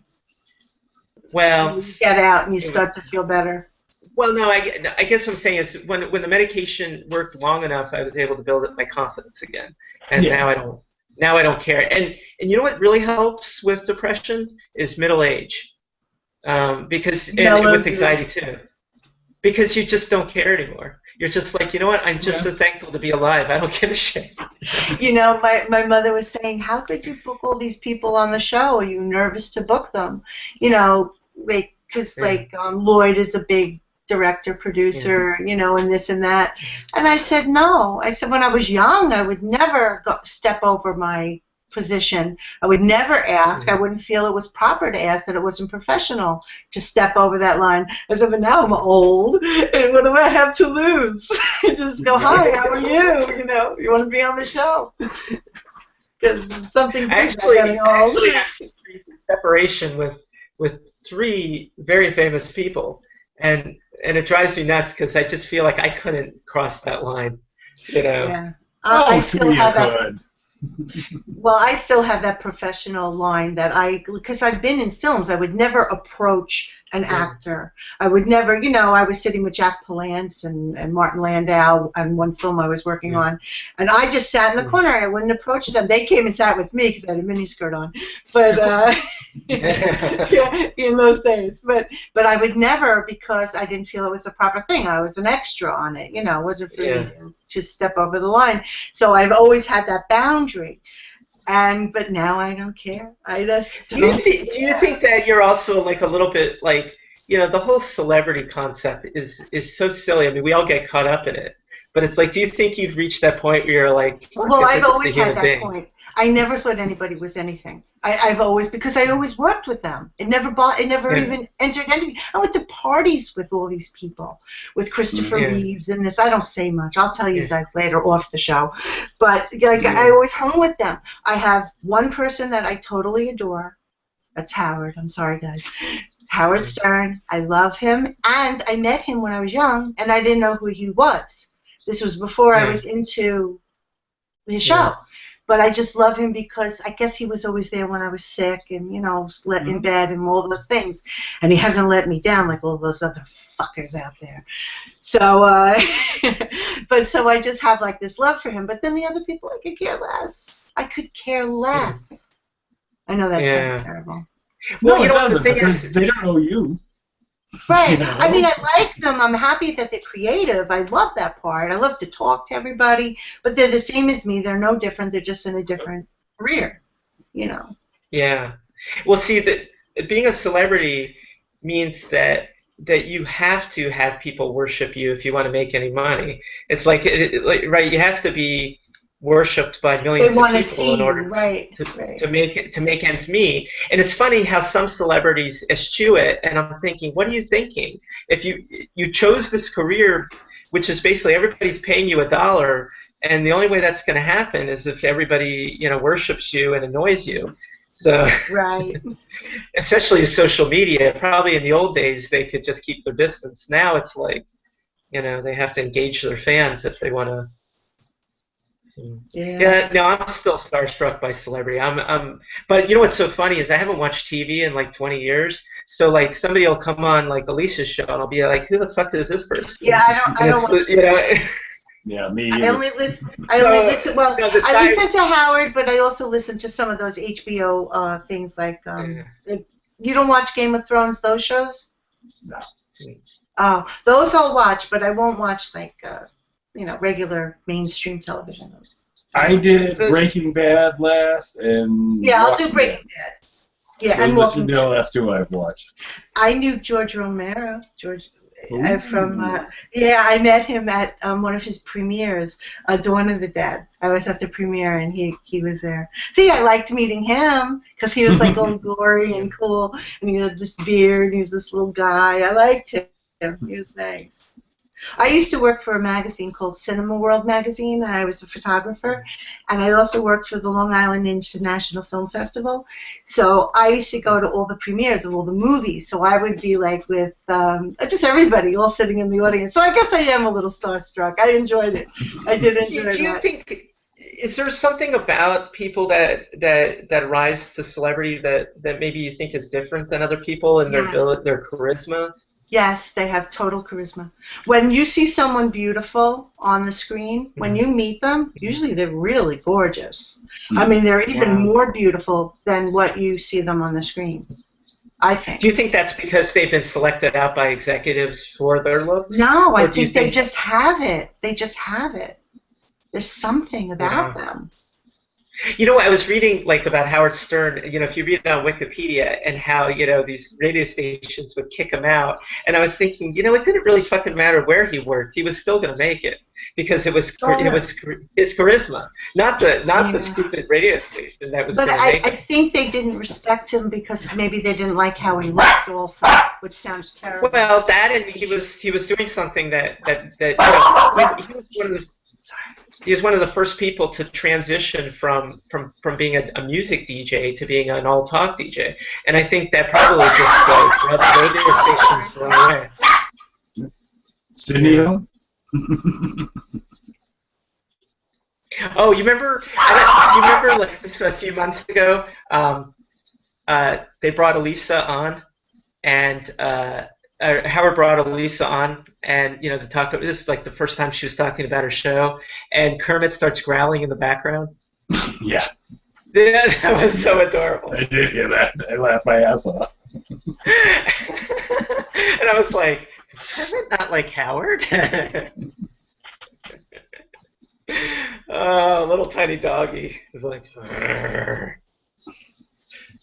Yeah, it is. There's the little dogs that are always the barky dogs. So you rarely hear my dogs bark because they're both good-sized dogs. They just don't walk with it. Yeah, so we visited this house to this listing, and there were 2 dogs in cages, and neither of them barked. They were just like, and I'm like, wow, such sweet. Is that those are really sweet dogs, right? Well, I guess they could bark and still be sweet.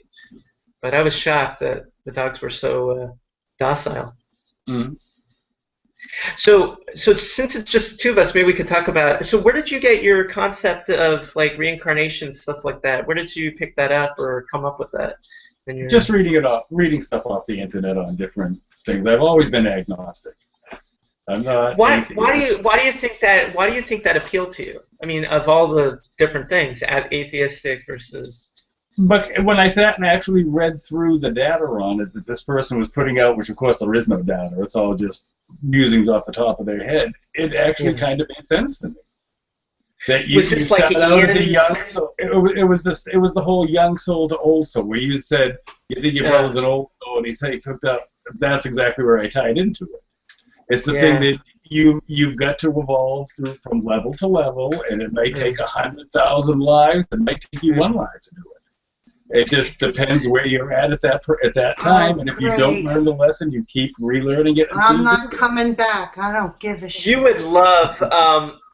Maybe if I have the books, I'll send it to you because you don't have tons of spending income. But there's these books by Michael Newton, which go into like all the gory details about what goes on in between lives and how they're talking about how they're talking about. How it's like, this person is starting to graduate from our group because he's been extra, he ran a hotel and he let homeless people into his hotel even though he lost money on it, and how his vibrations were like not matching up with the rest of the group. He was like evolving. So it's kind of cute, but it goes in. But it really resonated with me those books, and of course, I do my own experiences, which I would love if everybody could do, but unfortunately everybody can't do it. It's like one of these things where like 10 people will try it and 2 people will like just go off on it. Body. Yeah. I mean, I've tried. They have some. I only have. Yeah. So there's this. But I'm extremely psychic though. I always know when something's about to hit the fan. I always know when it's going to happen. Only bad things I get out of body, like before a hurricane or a volcano or earthquake or something. Mm-hmm. That kind of stuff. During your sleep or while you're awake? Actually, when I'm going to sleep, right when I'm falling asleep. I was walking through the woods with my buddies, I was walking through the woods with my buddies. I was 12 years old. Right. We were walking along, and I said, "We're going to find something really cool." And they're like, "No, you're crazy." I'm like, "No, we are." And all of a sudden, I just pointed out and said, "Go over there now." And off the side of the road, we found this entire case of freaking antiperspirant.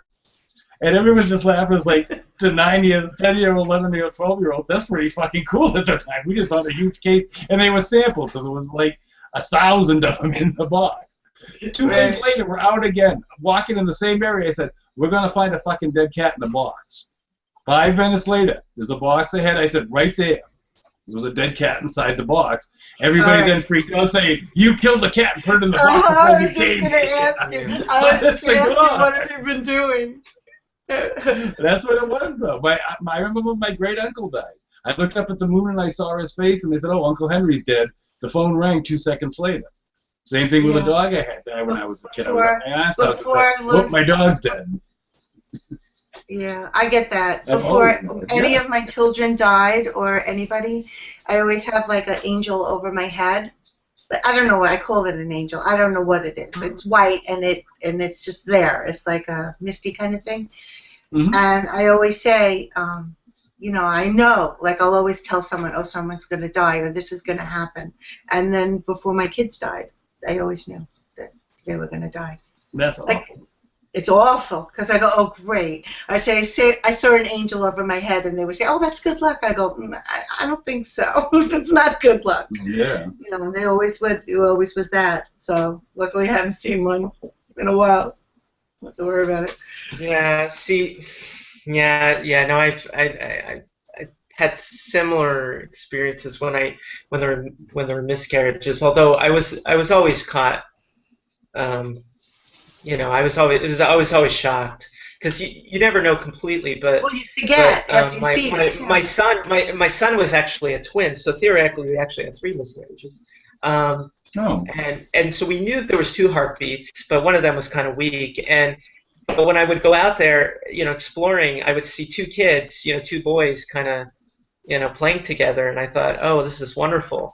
And then I think like a day after we found out that one of the heartbeats wasn't coming, you know, wasn't working anymore, you know, I saw the 2 boys again, and I approached one of them and I said, I don't know how to break this to you, but you're not going to make it. You know, I'm talking to the soul, and that got me in huge trouble, making those comments, because I mean, he would have found that eventually, but he had made the comment to me. It's like, you know, I don't seem to be growing right, or something like that. You know, the soul was saying this.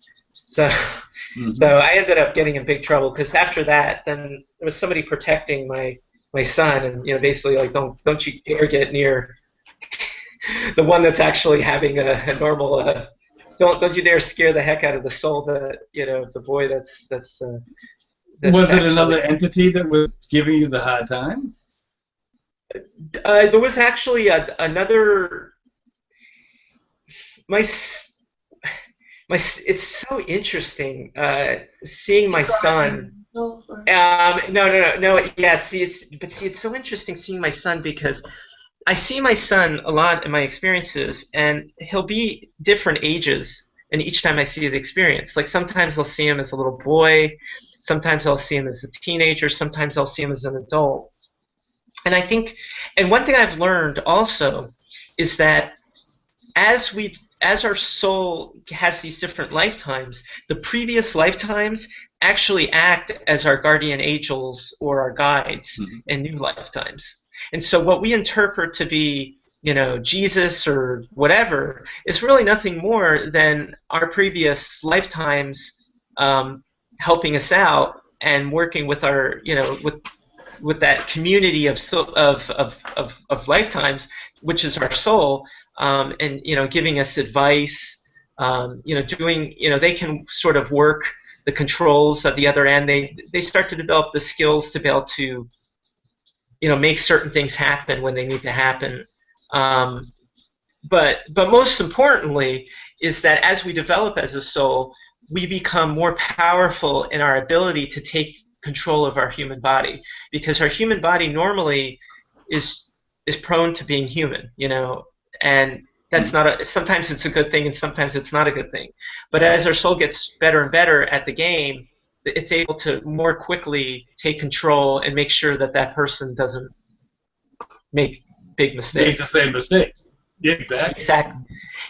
So, like for example, you know, how many times have you had it where something will happen and it basically saved you from, you know, making a dumb mistake? Oh, a million times. Yeah. The night of my accident.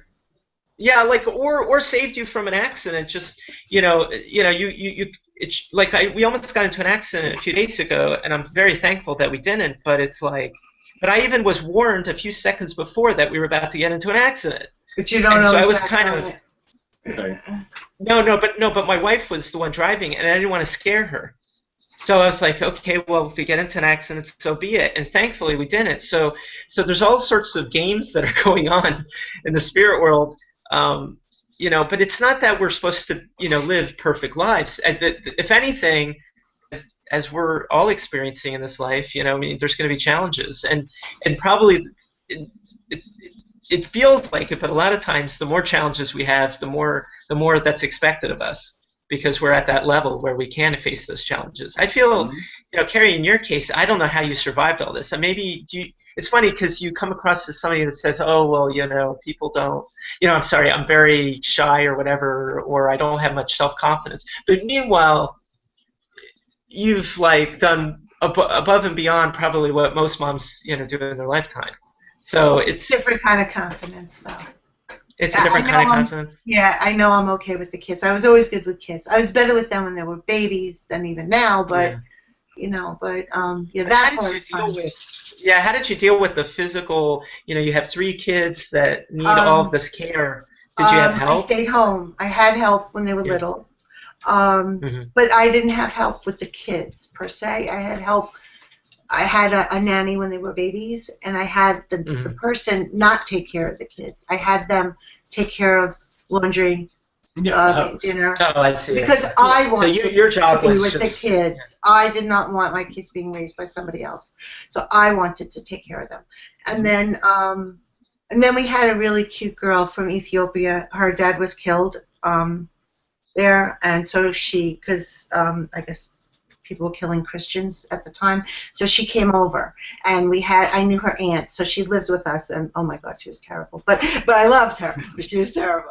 But she was so good that she was allowed, you know, she helped also a little bit with the kids for a few years, till probably they were 2. But even with the help, you know, it was hard because it was 3, plus I nursed till they were a year old. You know, only at night I gave them a bottle, but the bottle was nursing. Don't ask. Yeah. But you've been a nurse essentially to your kids. You've provided what a nurse would do. Also, I did not. Well, no, but they weren't sick babies. Other than reflux was really bad, and they couldn't sit up.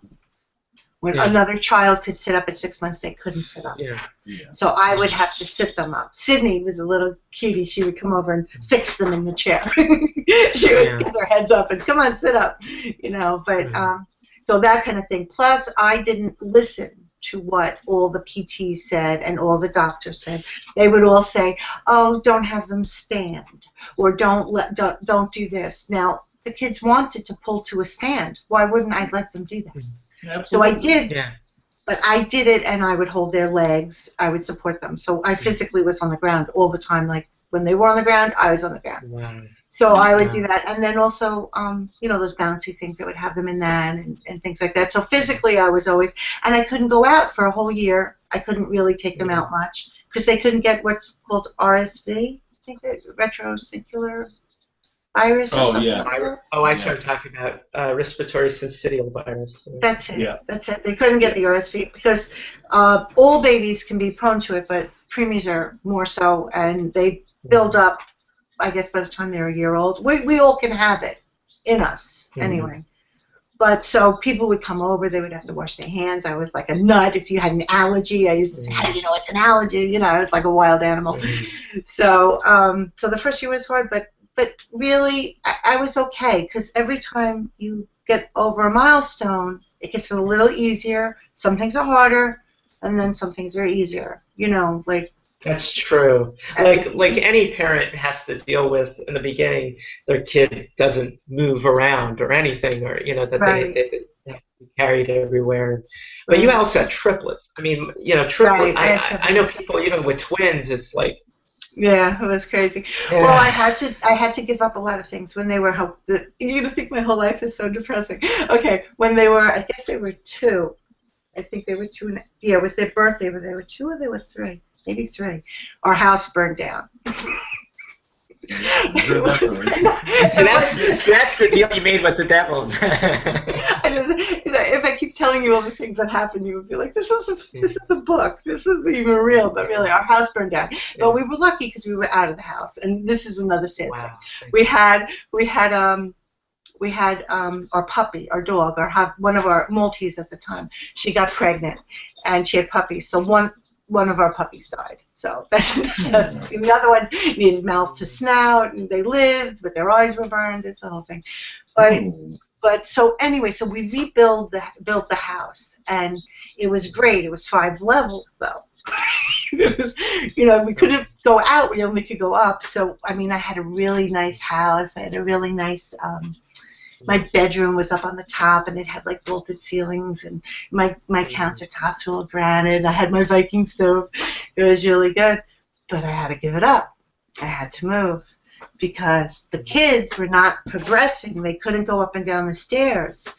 So I ended up, after the house was built, we lived there for a year, and I ended up having to buy like a ranch for more money, and old.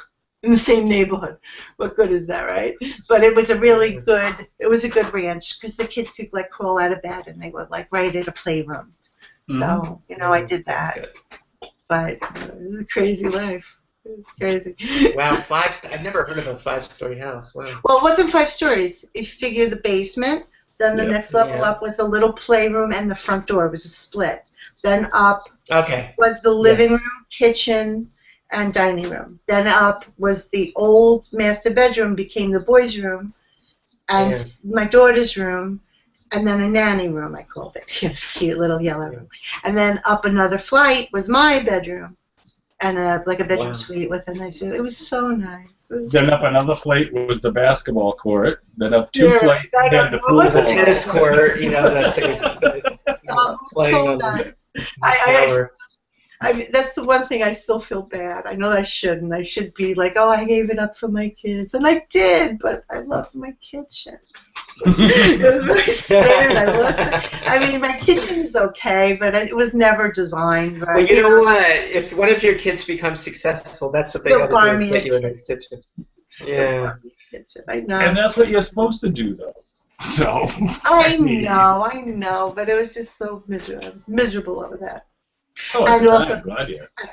Well, no, at the time I was okay because this house is darker. It has soffits around. The other house was bright and sunny. It was just nicer. Just I couldn't carry them. I would carry them down for lunch, carry them up, carry them downstairs for the playroom, carry them back upstairs for the living room. They had to get dressed for school. I either brought the clothes down to them or brought them up the stairs. It was not easy, and I had to do it twice.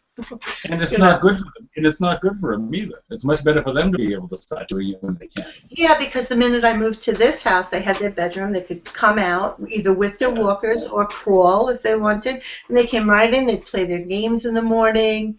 There were no steps up. There was a basement here. There's a full basement, but they didn't go near stairs. They didn't have to. And then because I was on that early intervention, care at home, I was able to get not really an elevator. It sounds like a mansion, but it's not. It was like a lift. Like the lifts you have outside. It's a lift we put in the house, and I put a hole right in my dining room, and so they push the button and they can go down to a playroom, a big basement down there. Was that the house with the Christmas video? That was my old house. The one you had to sell? I remember you had Do you see all the sun coming everywhere. in that? Yeah. Yes, I had gates everywhere. I had gates everywhere. Yeah, it was Christmas morning. And the kids were getting up. It was cute as hell, that video. It was cute. Yeah, that was their old house. But you could see it was sunny. The sun would come in. Every morning we would go downstairs, and there was like this big, huge window, like the whole side of the house. You know, the splits of those huge windows. And I had the ceiling to the floor was vaulted, and it had all sunlight, and a little area that I made for them to play. And they would sit there and play Britney Spears and NSYNC and sing in the sun. I love that. That was the best time. That was nice. I miss that. Then when we came here, it was like depressing, dark, old, ugly kitchen, terracotta, wasn't it? It wasn't good.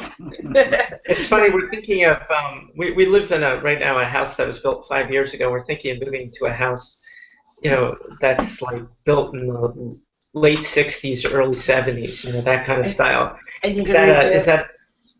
Well, we're looking at houses hopefully that have already been redone, but we just like the style better. We like the layout a little better. I don't know. What type of house is it? Like a split or like a blanche?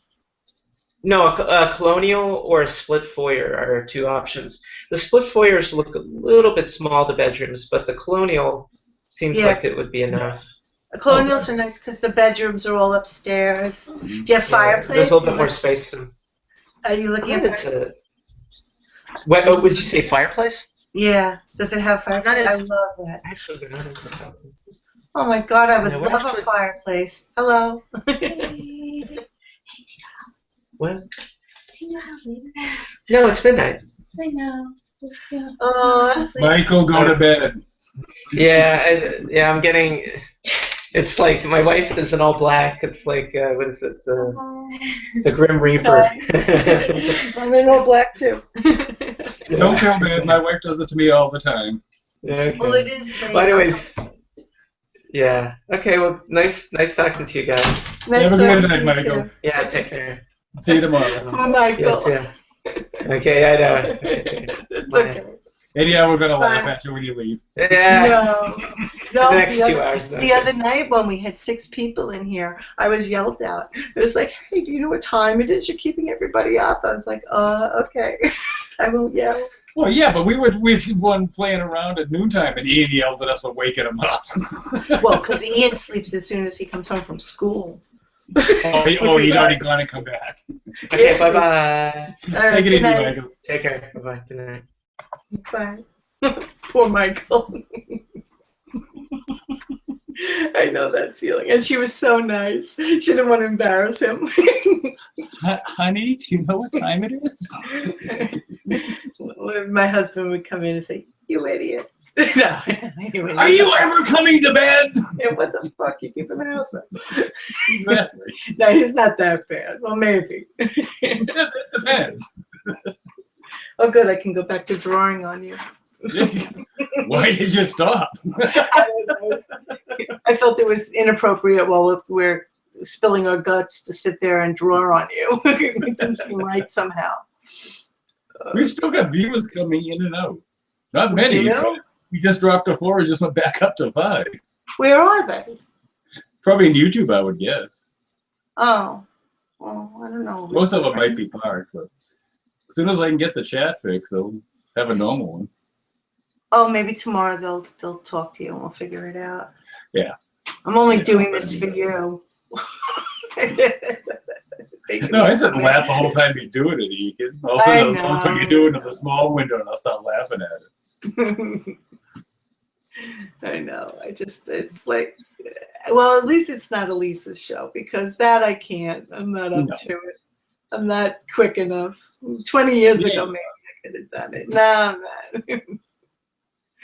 But I like the doodling. If I could doodle in her show, I would do it. Actually, that would actually be funny as hell if you could. No, Dee told me I'm boring. Who did Dee? Dee. She said, that drawing was boring. I hate to say it, but it was boring. I was like, okay, I guess I won't draw anymore. Boring. Boring. Oh, God. So tomorrow's Mother's Day. He should have hopped too. Ooh, yeah, I didn't thought of that part. Well, it's Mother's Day. You got to do it. I go through the same fight with my wife every year. It's Mother's Day. You're not my mother. I'm the mother of your children. It's not the mother of my children's day. It's Mother's Day. Long as you're good tomorrow. So it counts. I will be fine. What Yeah. the hell? I don't know, making flowers. Because they don't give you enough choices, and I don't really like how it draws. It's You like call, you call them flowers. I call them piles of shit. No, I can make that. Nice little brown round one. A couple of them dropping down. As long as you're not drawing cocks and mouths. I would do that too, but I think you're not allowed, right? I don't want to get you in trouble before they even give you. Oh, here I'm sure you can. Well, are you? What's the name of the show? It's not called. No, it's Vash's Hangout, I think. Oh, so you can Vash's show. You can do whatever you want. You can draw a penis. It's okay. And I'm not monetized, so I'm not worried about it. Is there a rating on these things? Did it say or? I think if you go into money-wise, there can be. Because I know there's an option to make it 18 or over, or anybody can come in. And normally I do click off the 18 and over. Oh, nice little. I do normally click off the 18 and over. Oh, okay. I'm sorry. I don't know why. Well, 18 and over is better. It.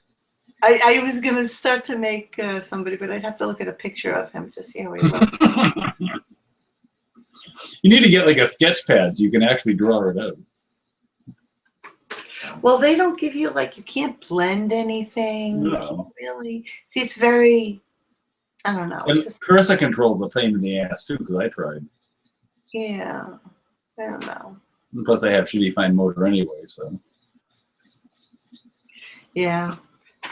We could have kept going on and on with that stuff. Well, I wonder if anybody was talking in the other chat from this chat. I bet they were, because they couldn't do it. So, but that's good for Ryan. He'll get more viewers. Yeah, there is no competition show. This was just to give him a slap in the face tonight. And to just do something, you know, just to do something. Exactly. I would have gone in there. I just feel like Well, I was banned again, so I didn't even bother trying. Oh, I just want a I little was more. not welcome. I just like a little more conversation. You know, the other, I don't know. Maybe that's just me. You know what I mean? Like I would much rather do a show where we learn about who everybody is on the show. Right, because I really never talked to talked Michael about. before. Yeah, exactly. Same with me. Right, and I don't A really couple of always, times, but not in depthly. Right. Although if it was the other show, maybe he wouldn't want to talk that much about it. You know. No, he wouldn't. But that's because he felt comfortable enough with it just being us that he could open up with it. And I think that's more entertaining than, oh, well, what did you think about how this woman sang? You know, we don't know. And we saw chat. We know how she sang. Yeah.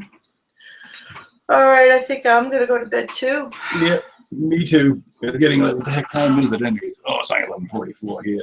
Oh, you have it easy. Yes, I do. I get that whole hour off. Yeah. But I also now have to get downstairs and make myself something to eat. You haven't eaten. Why don't you eat on? You're afraid to eat on cam? Well, I could. It's just I'd have to get up, go downstairs, put a plate together, heat it up, come back up here, and then sit and eat. It's like, oh wait, it doesn't matter. I eat to live. I don't live to eat. You know. Oh, that's good. I'm the opposite. I'll usually eat one meal a day. Oh, really? That's so good. Well, I've been pretty good, like not even hungry, but today I was so bad. Oh my God. So well, bad. you're at the beach for one thing. That makes me starving. If I'm out fishing, the same thing. That's why. Maybe that's why. Yeah. Yeah, I was hungry, and then, you know, I had my mom here, and the kids ate pizza, and my mother was eating it, and I was like, all right, I'll have some. And I really shouldn't have that. And then cannolis, oh my God. And then chocolate cake, the birthday cake. I didn't stop. That made me so sick. Well, at least your stomach feels better now, though. Yeah, oh, it finally digested. That's disgusting. I know, but 2 hours ago it wasn't. No, it was like up to my neck. Ooh, the famous pose. Your abs pose. I could touch my nose to my toes to my nose. I could do that in like a vaudeville show. You'll start that one day, and we'll do like, what can you do kind of segment. That's not a bad idea. Like what secret talent do you possess? Like Ryan takes his teeth out, you know. That is a secret talent. That is a secret talent. Oh, God. All right. I'll talk to you tomorrow. Yes, you will. Have a great Mother's Day in the morning. I'll sleep late. It'll be good. Oh, I'm blind. I can't see anything. All right. Good night. See you tomorrow. Take it easy. You too.